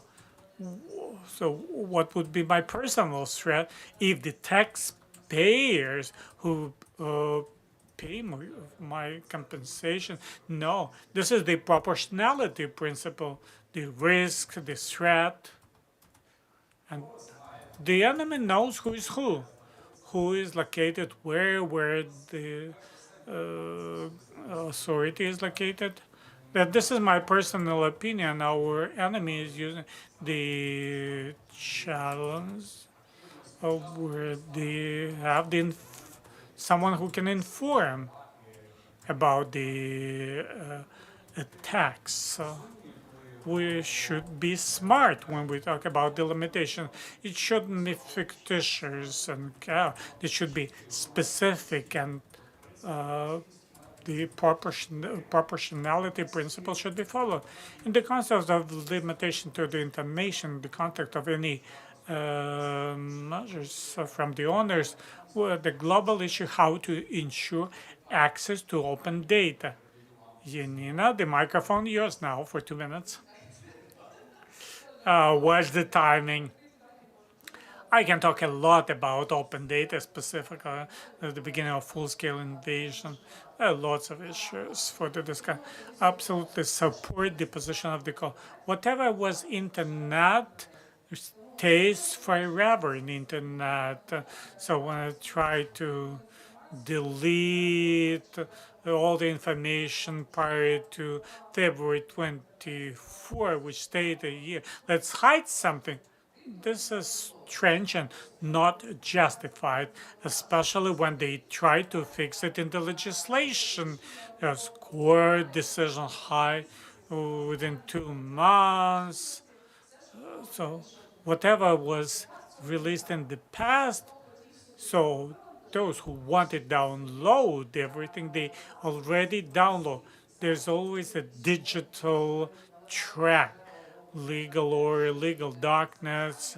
So one can find everything there if there's a way. When we speak about proportionality, we should look into every specific case, register, data set, communications.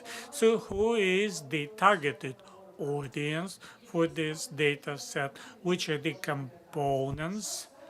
What can be merged with other resources, other data sets, and be used to damage national security? When to limit? If there's a limitation, would be their damage to the interest of the society. As you indicated, we, together with the Ombudsman office, with the DTA project support, we developed this methodology for the three-component test, and that should simplify the life for the owners, because that would be step-by-step guidelines how to make decisions at this difficult time. Yes, thank you. Yeah, we need to look into all the issues.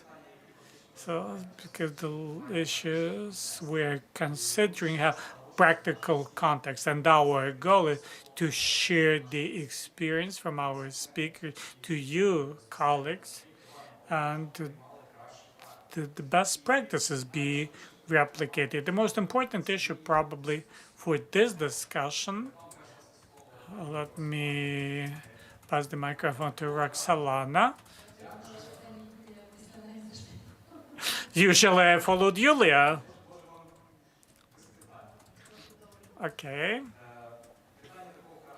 The question is about how to find the balance sharing sensitive information. Sensitive, I mean national security, when there's an inquiry and during the release of the official website and the official sources.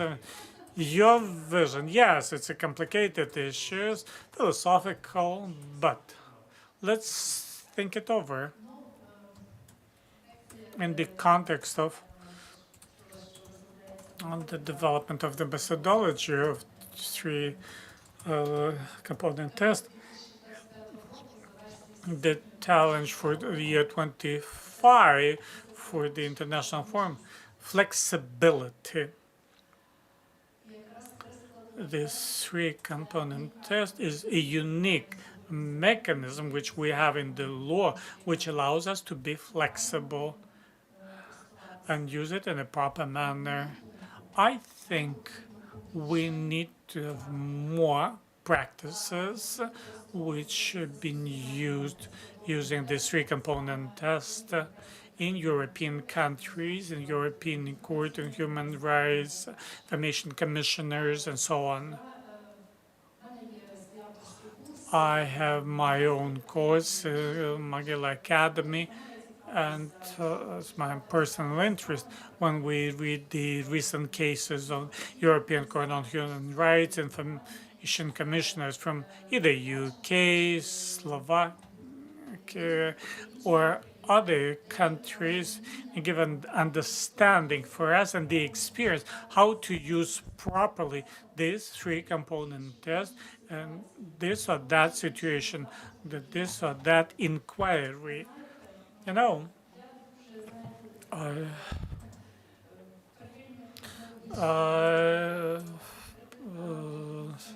promoter open data, posting the information on the website, but human potential and application of the human abilities to process the inquiries is an integral part of the exercise. And I have my colleagues here. You know, I know every of my inquiry from 20 11. I know by heart every inquiry. Maybe I don't know the individual, but I remember the content from 11, 14, 23, and may adjust the responses in my response in 24, understanding what was the response since then, considering the issues of territorial integrity, the updates, and the public interest would not damage the release of this information. So the damage from the information which we provided would not be higher of the public interest. To every inquiry coming, we, all the colleagues process every letter coming to our public info mailbox. So speaking about the letters during COVID pandemic, during false, the secretariat did not stop the work. I was in Kiev all the time. My colleagues worked remotely, and we did the work. Whether we can say, thanks to COVID, we learned how to work remotely, and moreover, we ensured the full-scale review of all the letters, individual letters, corporate letters, and we helped the entrepreneurs, the prize, how to go for evacuation. So we, whatever was coming to public info, so try to respond to every issue. So we have acknowledgments from people. People thanked.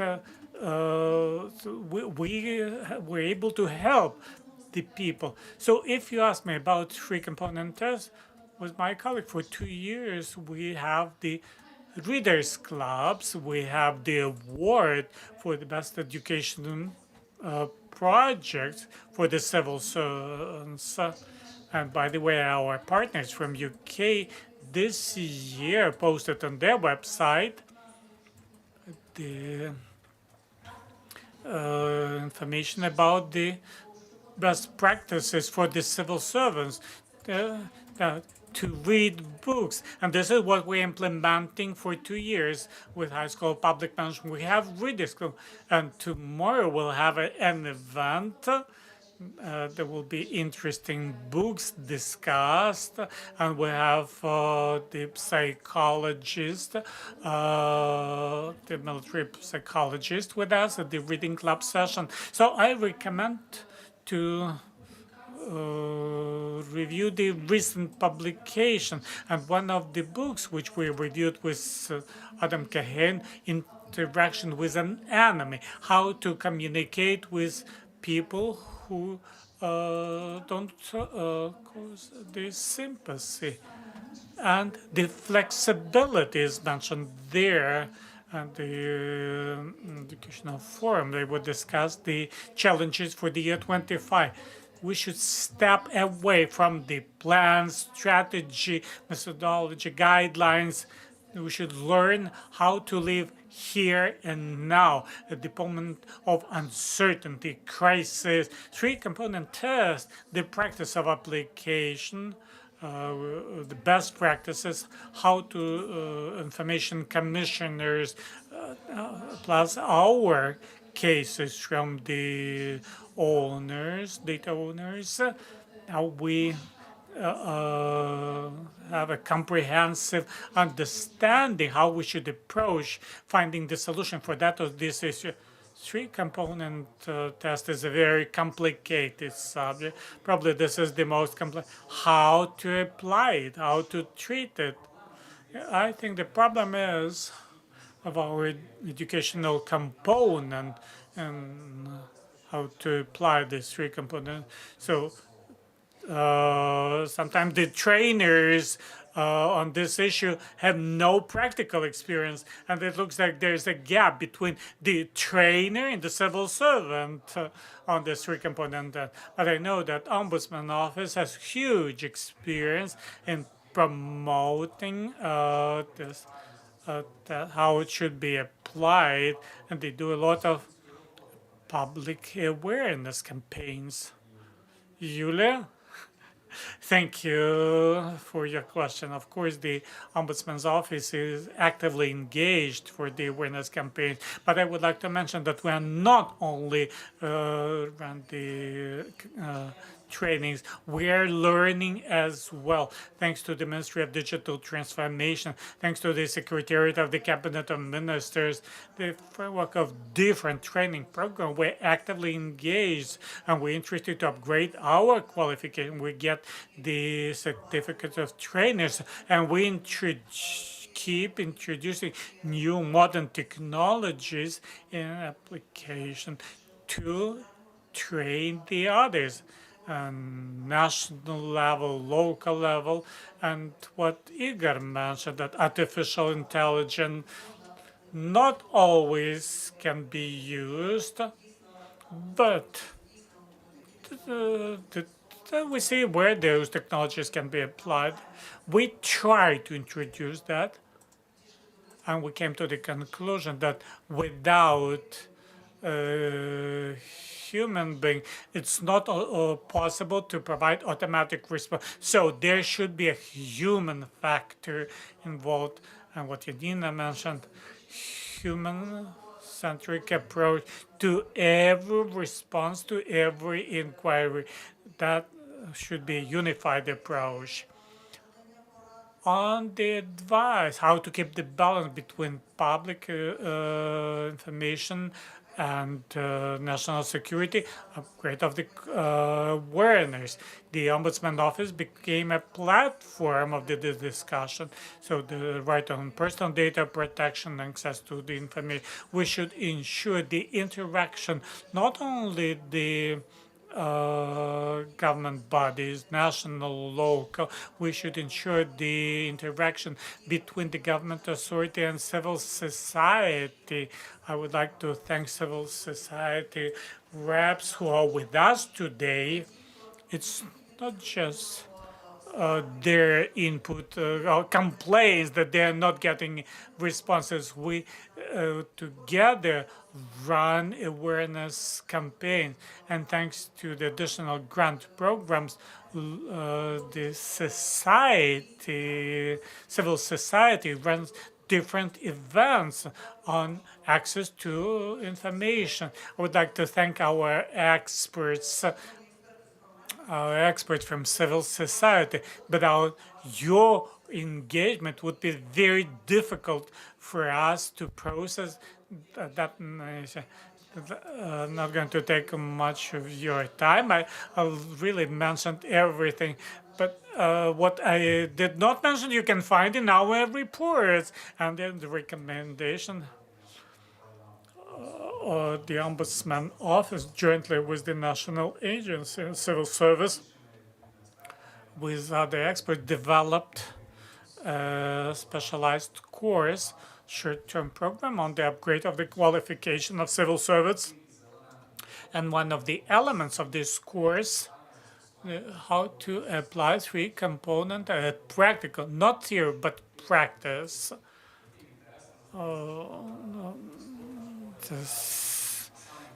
How this should happen. So I encourage every civil servant to bring up the issue in front of you, top managers, for the upgrade of the qualification. Now we'd like to pass microphone to Igor. Your opinion, what do you think, what would be your advice, how to follow this balance? Yeah, indeed. I will tell you that it's a challenge to read this three-component test without application of practice. And I would not deal with it, but, to explain philosophy, that yes, but the practice aspect, that's absolutely different element and fully supported. In terms of the balance, again, we shall always remember the key principle of the law on access. So that's specifically, everything shall be open till we find some specific reasoning why disclosure of this information could harm. And the key the most important principle, which actually becomes the foundation for the whole philosophy of this law on access to public information. We open everything. Why? Because we are taxpayers, we are people who delegated our power to relevant institutions, and this institution should act in my interest as a citizen and do something. And paying it with my taxes, I have a right to know what actually was done. And that's why actual system was built, and that's why actual access differs drastically from inquiries. But also, maybe I would not be very popular, but I would say that I support the draft law of the Ministry of Justice, because actually it tries a little bit to harmonize this appeals system, because it's unproportional, so to say. Our appeal system should be diversified regarding the public and private interests, because when I see a hole in the road, that's not my private interest. That's for the sake of the community to repair this hole. I don't need to get 3 pages replies saying that thank you so much for your active participation, so on. You know, just send me one message or notify me in application that it's done. And that's all. The same as with access to information. Artificial intelligence could help actually there. That first of all, if a person goes to the website, and mainly this person doesn't know how this sort of works, they do not understand anything in bureaucracy, it could be some kind of an assistant. You come here and they ask you, what do you want? And you type down, for example, I need a park plan in this settlement. Okay, park plan that's linked to the website. Are you satisfied? Not satisfied? If not satisfied, then you can submit an inquiry. This tool can already be workable, feasible as a chatbot, with an assistant, or in any other manner. It could help citizens also to understand actually what they want and where to look for it. But again, I fully support that for now, actually, artificial intelligence can't work without human support. But it's not human, it's not artificial intelligence, because they are specific algorithms or models, but they are definitely not equal to intelligence in any manner. So it shall not be done without 3-component test. It's a real person, a live person who has access. They understand what the components are there, the interest which we defend, protect, whether it could harm or not harm, and what is the overweighting public interest or national interest. And yeah, for a long time we won't be able to substitute it with any tool, artificial tools. And it's true, it's absolutely right saying, because as Roxalana rightly said, that it's from one perspective a flexible system, but from another side, it requires a tailored approach, case-by-case approach. So from one thing, you can request information, you can ask, and you will provide answers. And I was so happy to hear that there are some authorities which provide answers during a day. And actually, that's according to logics of the law. If there is a document, you just take it and send it. I'm sorry, I need to interrupt you because, you know, we have our timing. Janina, just 1 minute for this answer, and we need to give a floor to our audience, you know, because it would be a crime if we will not allow them to ask questions. Yes, of course. I will speak shortly. So first of all, there is no magic pill how to open or close everywhere across Ukraine, everything. So there is no such pill, because we have different cases, given that how dynamic the situation is at the field. Situation is different. As Roxana was absolutely right saying, that's what about the dynamics of the decision-making process, and that's the benefit of a 3-component test. Dear information holders, for your understanding, you need to understand that you are there because the issue of what should be determined and decided, what should be published or not, that's on your side. From the side of the Ministry of Digital Transformation, I'm sure that my colleagues from the State Security Service of Ukraine, of the Commissioner, we are ready to help all of you with to make these difficult decisions. But you need to understand that it's your data. You are information holder. You need to raise this issue and understand and define what access should be provided to this mass of data. You could reach out to us always. We will always help you. This is direct advice. Be active. Raise those issues. Please do not be ashamed to reach out to the public, because there is a trend. And usually information holders are insulted when experts come to them and they are ready to help, to provide some practical support. It's the best thing actually what could be, given that our state's civil service is limited in its resources and its capacities, both on national and regional level. But information holders are insulted with it. Don't be ashamed. Don't be insulted. You can be helped with what is used and which level. You should also consider the public interest regarding this data. They will help you to have a legal analysis. They will help you to understand what is worth to be published. And it's not the key issue is not what, but how. So because it's only half of the task to decide what actually could harm, but the issue, the problem to solve, how to publish it in order not to harm the national interest, but also to satisfy public interest. That's yes, that's another difficult part. Yes, your responsibility, but we are ready to help you and do it all together. So do not be ashamed of asking for help. So okay, let's move to the Q&A part. So we say, do not be afraid of reaching out to your colleagues, asking, being curious in some practices. So dear colleagues, do you have any questions to our speakers? Hello, dear colleagues. Yulia Griga. I represent the public, which you are talking about right now so much. And a part of representing the public, also from 2015 to 2018, I was a representative of the Ombudsman Plus network. And from the side of the society, we were, hands, ears, eyes of Ombudsman in regions. And my personal record, within 30 minutes, I've got a reply to my inquiry. It was our stable work. Here I have so many colleagues with whom we have worked. So I have a question to Yulia. Maybe there is a point, actually, there is sense to renew this network, to have those people at the field who can help you support your positions. I like so much your preventive strategy, first to train and then to ask uncomfortable questions. And also, maybe I have a question to you. Yeah, it's like a question to you. So in our first part of today's event, there were mentioning that there are public authorities which do not provide answers. I'm personally interested in tax authorities. It's impossible to get replies from them. What can we do with it? Do you have any intentions, any advices? What shall be done correctly in order to get information which we need from them? Thank you so much for your question. So for the first question, yeah, we are actively involved in cooperation with the society. We will consider this issue of renewal of the Ombudsman Plus platform.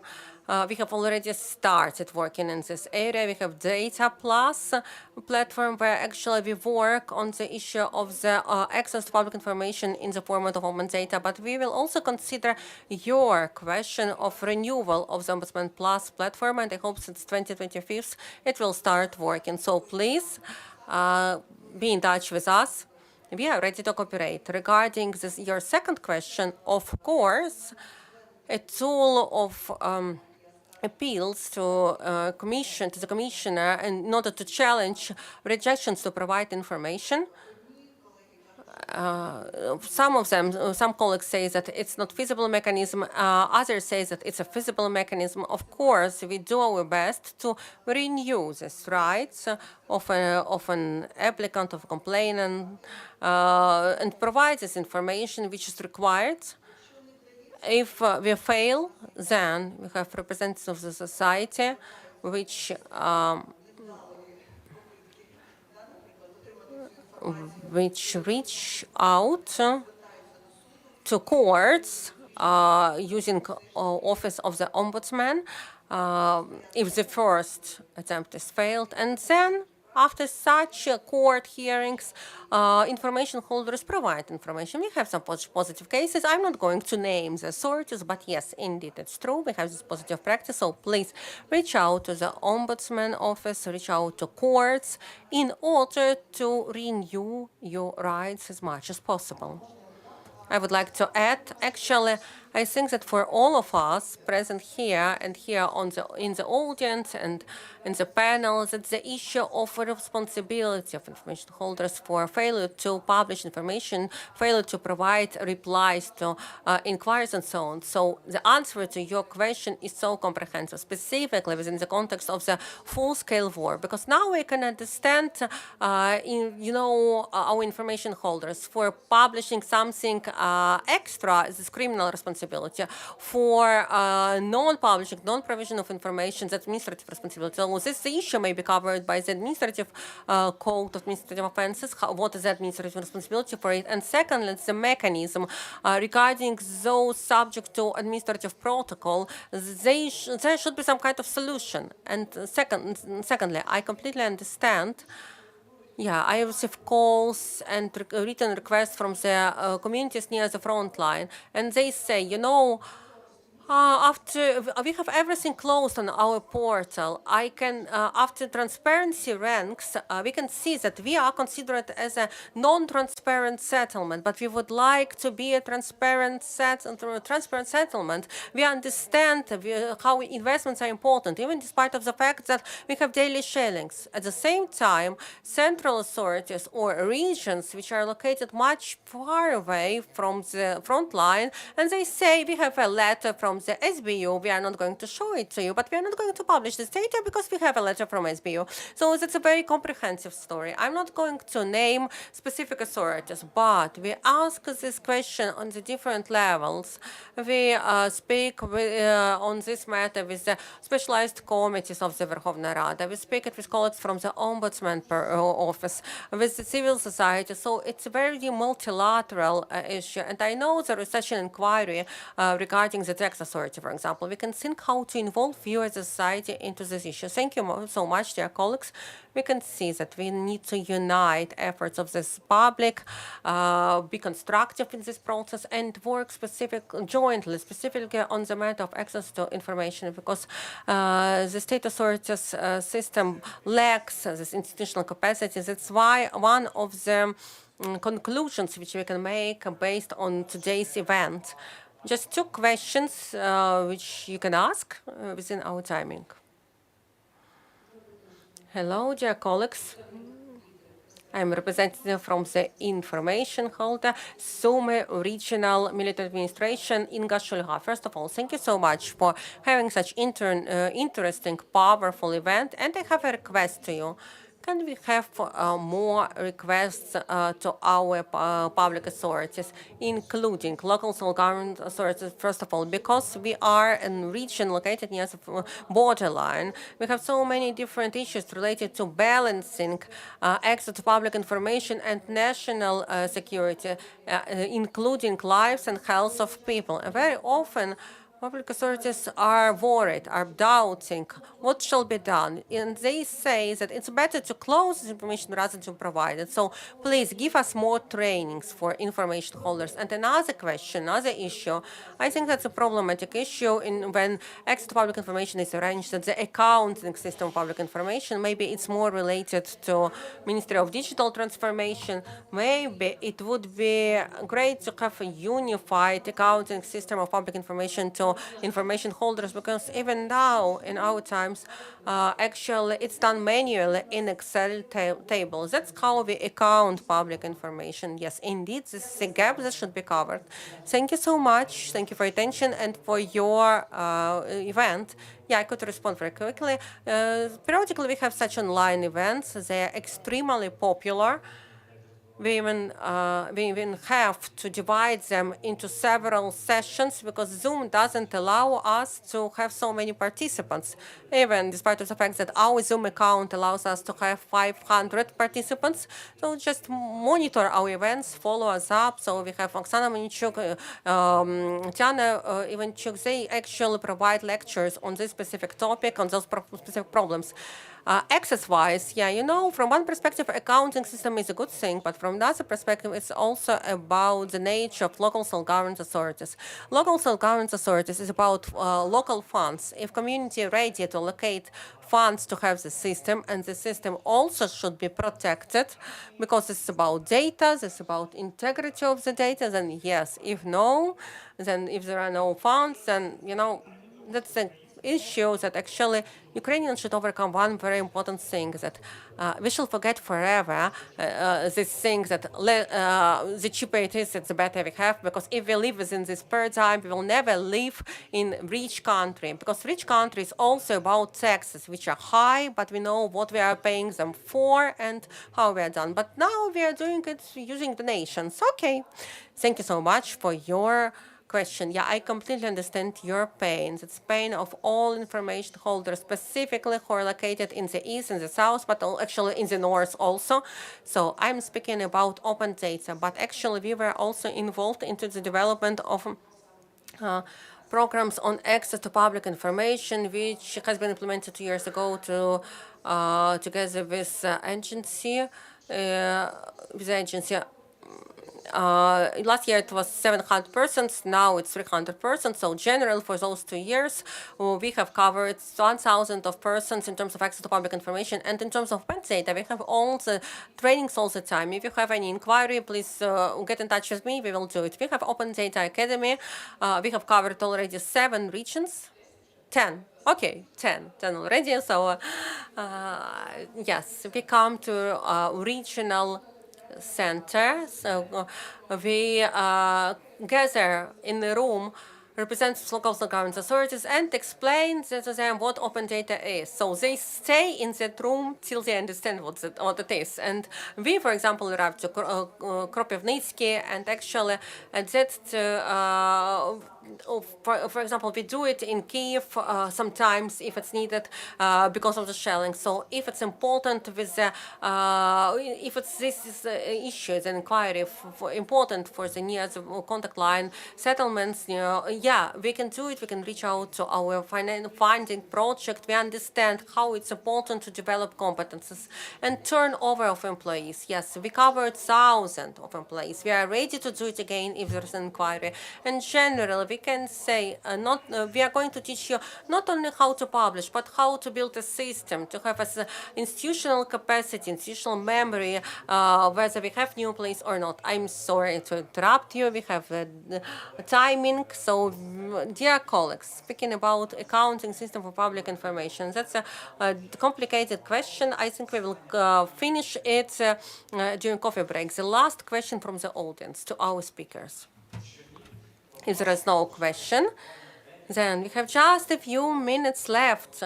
And I would like to give a floor for one short sentence for each speaker to wrap up our discussion, and then a coffee break. Yanina, let's you continue. Yeah, so dear colleagues, ramping up. Openness is as it was by default. Everything should be published as it should be, excluding those things which indeed bring threats to national security and national interest. From our side, we do our best to simplify life of our information holders. Please, let us help you, dear information holders. Show your initiative.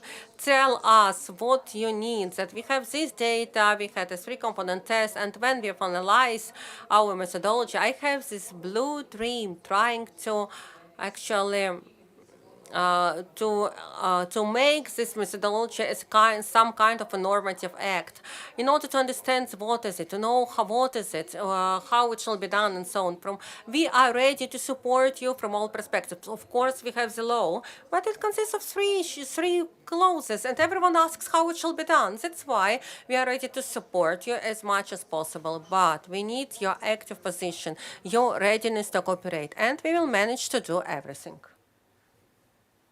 Дуже коротко. Try to be brief, yes. I'm for flexibility. There's a resolution on this, and by the way, back in 2016, we that the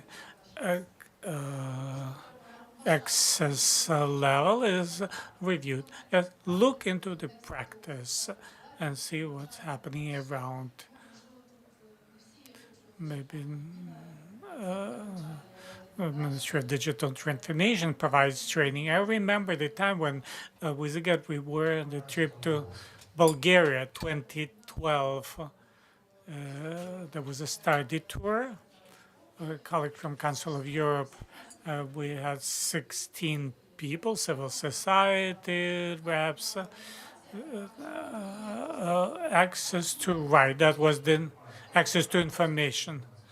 There's a unique civil society organization which works in partnership. They are partners to the owners of information.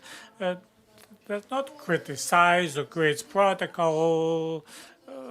They don't go to the court, but in the context what Euler and other colleagues from Ombudsman's office mentioned, there's a great idea, the experience of this Bulgarian organization. They launched annual competition context and the award of the best owners of information who made some interesting achievements. They're getting the awards and the best practices demonstrated to other owners. So when an owner sees that it's possible to do that, and the colleague is doing that, yeah. This is all from my side. I'm for having this, the acknowledgement of the best practice. Make those visible, promote those. It should be present. And later, again, believe me, from my experience, it will go the way it should go. Thank you, Roxalana. The Ombudsman's office got the message, and today we're going to acknowledge the best. 3 years in a row, we have the rating. So after this panel, we'll give the award to the best owners of public information. Also, to follow the balance between public information and national security, we need to have transparent mechanism of data protection and timely disclose the information, and not to forget to update it. Thank you. 2 insights from my side for you to understand how fundamental this is. You know, Slovenia, a small country, Slovenia helps us a lot, and one of the centers which does superhumans in Lviv, they're funded by Slovenia. So Slovenia president is a former information commissioner of Slovenia. I know her personally, I know her attitude to us, and because we know her because of the access to information. Another insight, as Yulia Latinina mentioned back in 2014, so we did not become a region of Russia because we created timely access to information. became one of the reasons for the dignity of refugees. And we are a country. Yes, we're at war. We fight for our independence, but we are a country, not a territory. And the system of access is one of the fundamental democratic institution mechanism as well as subpoena that makes us Ukraine, but not as a district of a specific country. I'll try to be brief as well. We should, as owners of the information, find the balance, providing sensitive information, and at the same time not to speculate on this threat. Thank you. This is a good note to end our discussion. As a brief summary, what I've noted were the triggers during our event from institutional capacity to ensure access to public information, the upgrade of qualification and training use special. Yeah, we have mobilization, we have an outflow, we have a migration, and respectfully, we don't have human resources to fill the vacancy and release of the information on the website. This is the initial source when anyone is looking at what do we look at first?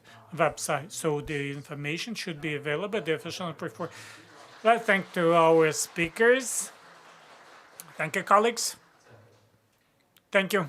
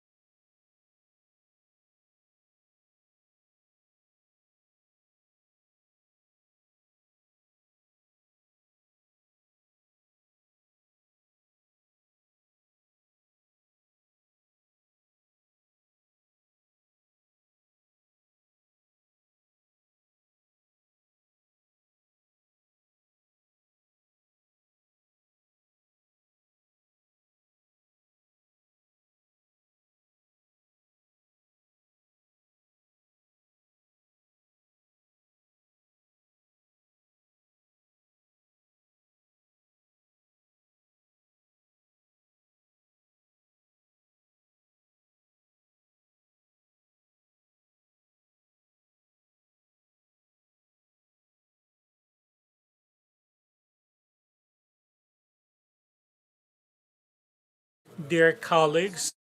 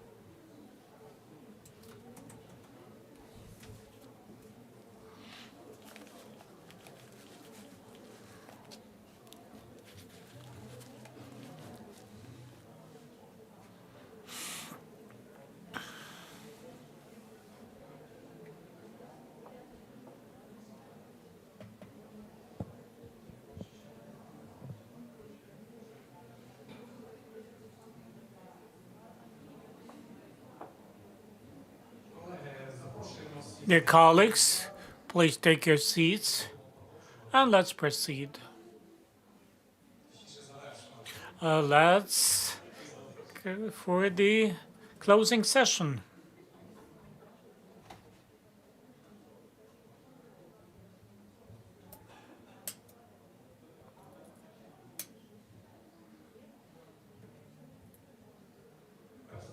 First of all, I would like to mention that our event is kind of a reminder is happening with the support from UNDP in cooperation with Ombudsman's office. Now I'd like to pass the floor to Svetlana Kalishka, Manager of Human Rights and Access to Justice Projects from UNDP in Ukraine. Svetlana, you're on. Thank you, Alexei. I would like to mention that this is a partnership. It's not just cooperation. It's long-lasting, efficient partnership, which we value a lot, and we really thank having the partners. So in the summary of this day, first of all, I would like to that this meeting room is full of people, and this means that this is a touching subject, important today's subject, and in this context, we want that the outcomes which we have every year, the monitoring visits, that every time, as it was mentioned today by Matura, would not be used as the stick, punishment stick, that it would be encouragement, guidelines for our government institutions and Ukrainian experience, which unfortunately acquired under these difficult circumstances could be useful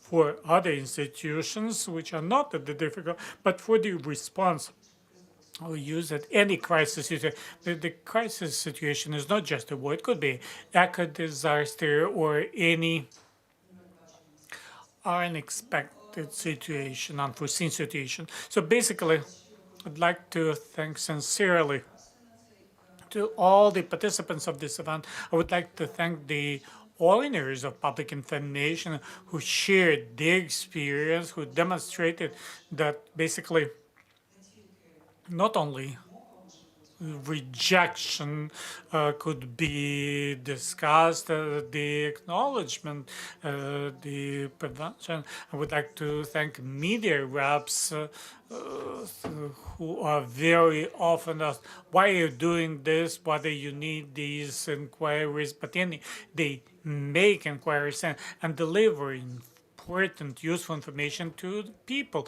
I would like to thank, of course, the reps of civil society, basically acting as a watchdog, basically help the Ombudsman's office and the government institution. Would like to thank the Secretariat Ombudsman and who is here with us. We're doing this important job. On one hand, you have to punish someone and remind about the importance to follow the law, and you acting like a model, ensuring access to the information, even if you think that the inquiring is not proper one. This is an important job, and it was mentioned today that information and rescue lives. So we should not stop freedom of speech, and the work should continue. Thank you very much for that. Thank you, Svetlana. All these words, nice, warm words addressed not only to me, but the staff who are here with us today. I would like to thank my colleagues, the employees of the information department, not losing the hope that they every day will get less complaints, and the owners would release more information, and we would be kind of released, not from our, not fired, but I mean that we'll have less workload, which a kind of snowball, increasing snowball above our department. Lots of inquiries, lots of complaints we try to deal with, and I would like to thank my colleagues for their resilience. I would like to thank civil society for being active in assisting us, increasing the upgrading qualification of the owners of the public information and the applicants who want to get access to it. And I would like to thank our international partners for this systemic support to the Ombudsman's office, support to all our ideas, like Ombudsman Plus restoration platform, which we discussed today, and there's some future for the restoration of the Ombudsman Plus platform. I would like to thank our colleagues from different countries, from Lita, from Messina, from Scotland, David, for coming to us at this difficult time, providing support to our country and comprehensive support to all of us. Thank you very much, and thanks to the Defense Forces of Ukraine for giving us the opportunity to have this event. And on a positive note, I don't want to stop. I want to make an announcement, an order from Ombudsman, because this is a responsible thing for the important input of the protection of the rights of the citizens during the martial law and the occasion of the International Day of Access to Information. There's an acknowledgement from the parliamentary commissioner to the owners who this year taking the leadership of Kolomytsky administration. We have a representative from Colombia. Thank you very much.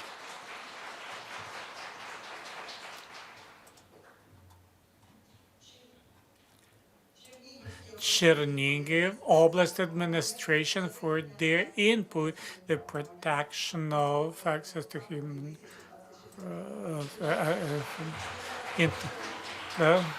you are welcome to the stage.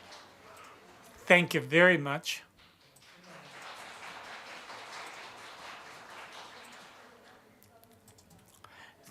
Thank you for the recognition. And Shostka administration for their input of the information rights during the martial law in 2024. Thank you for the high esteem.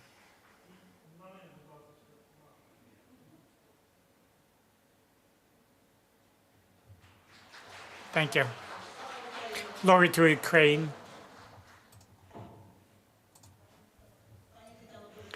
Pass the microphone to Tatiana. Thank you very much. Thank you, dear colleagues.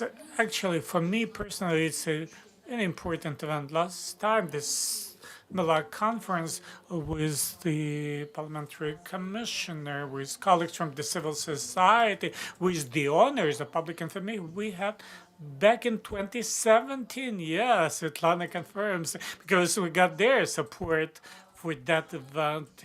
And then we saw that at similar conferences, we should have two audiences, the owners and civil society activists, the journalists, to hear one another and to say loud that sometimes stays outside of the discussion when there's a formal exchange of the documents, when someone formally asks and someone formally responds.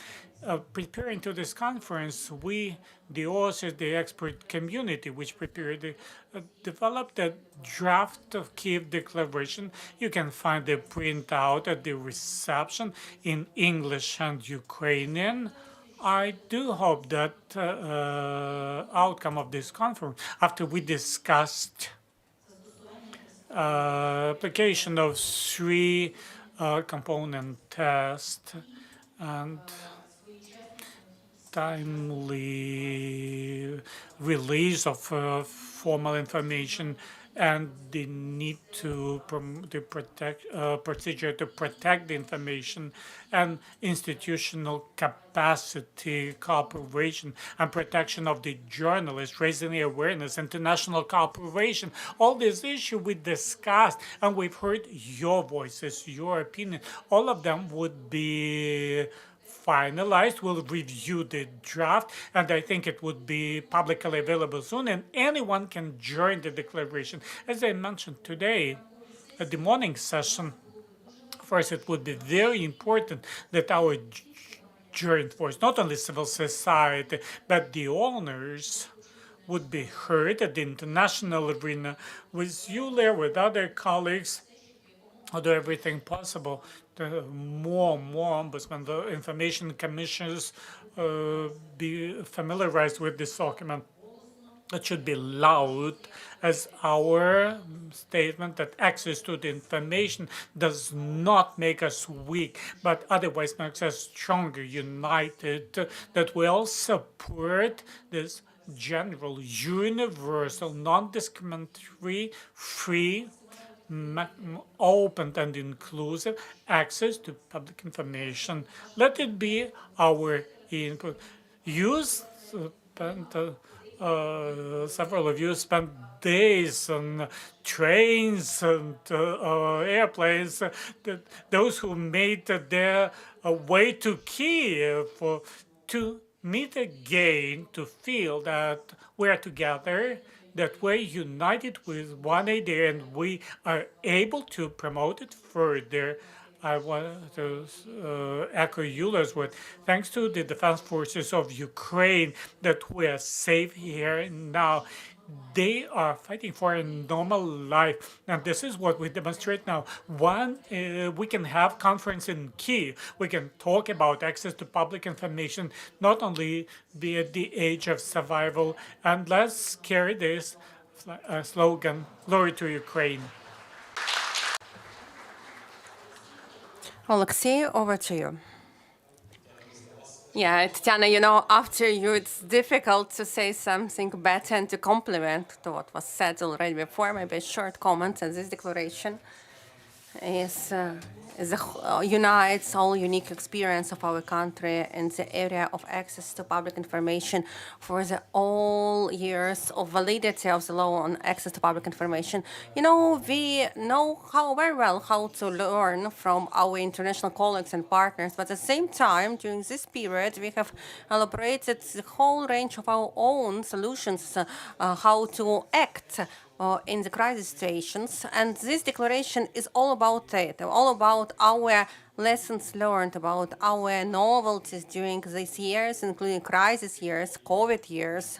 And that's how actually we would like to show it in the international arena for other countries to use this experience, to take our experience, because yes, we dearly understand that democracy is impossible without access to public information, and the life and health of each person would be always under risk if we do not ensure an inclusive, comprehensive and accessible access to information. So I call for you to read this document, to familiarize yourselves with this document, to share this information in the society and international arena, and to facilitate access to public information at large. Thank you. You know, as a group of co-organizers, we would like to again thank you so much. Have a great evening. Enjoy evening Kyiv and see you next time.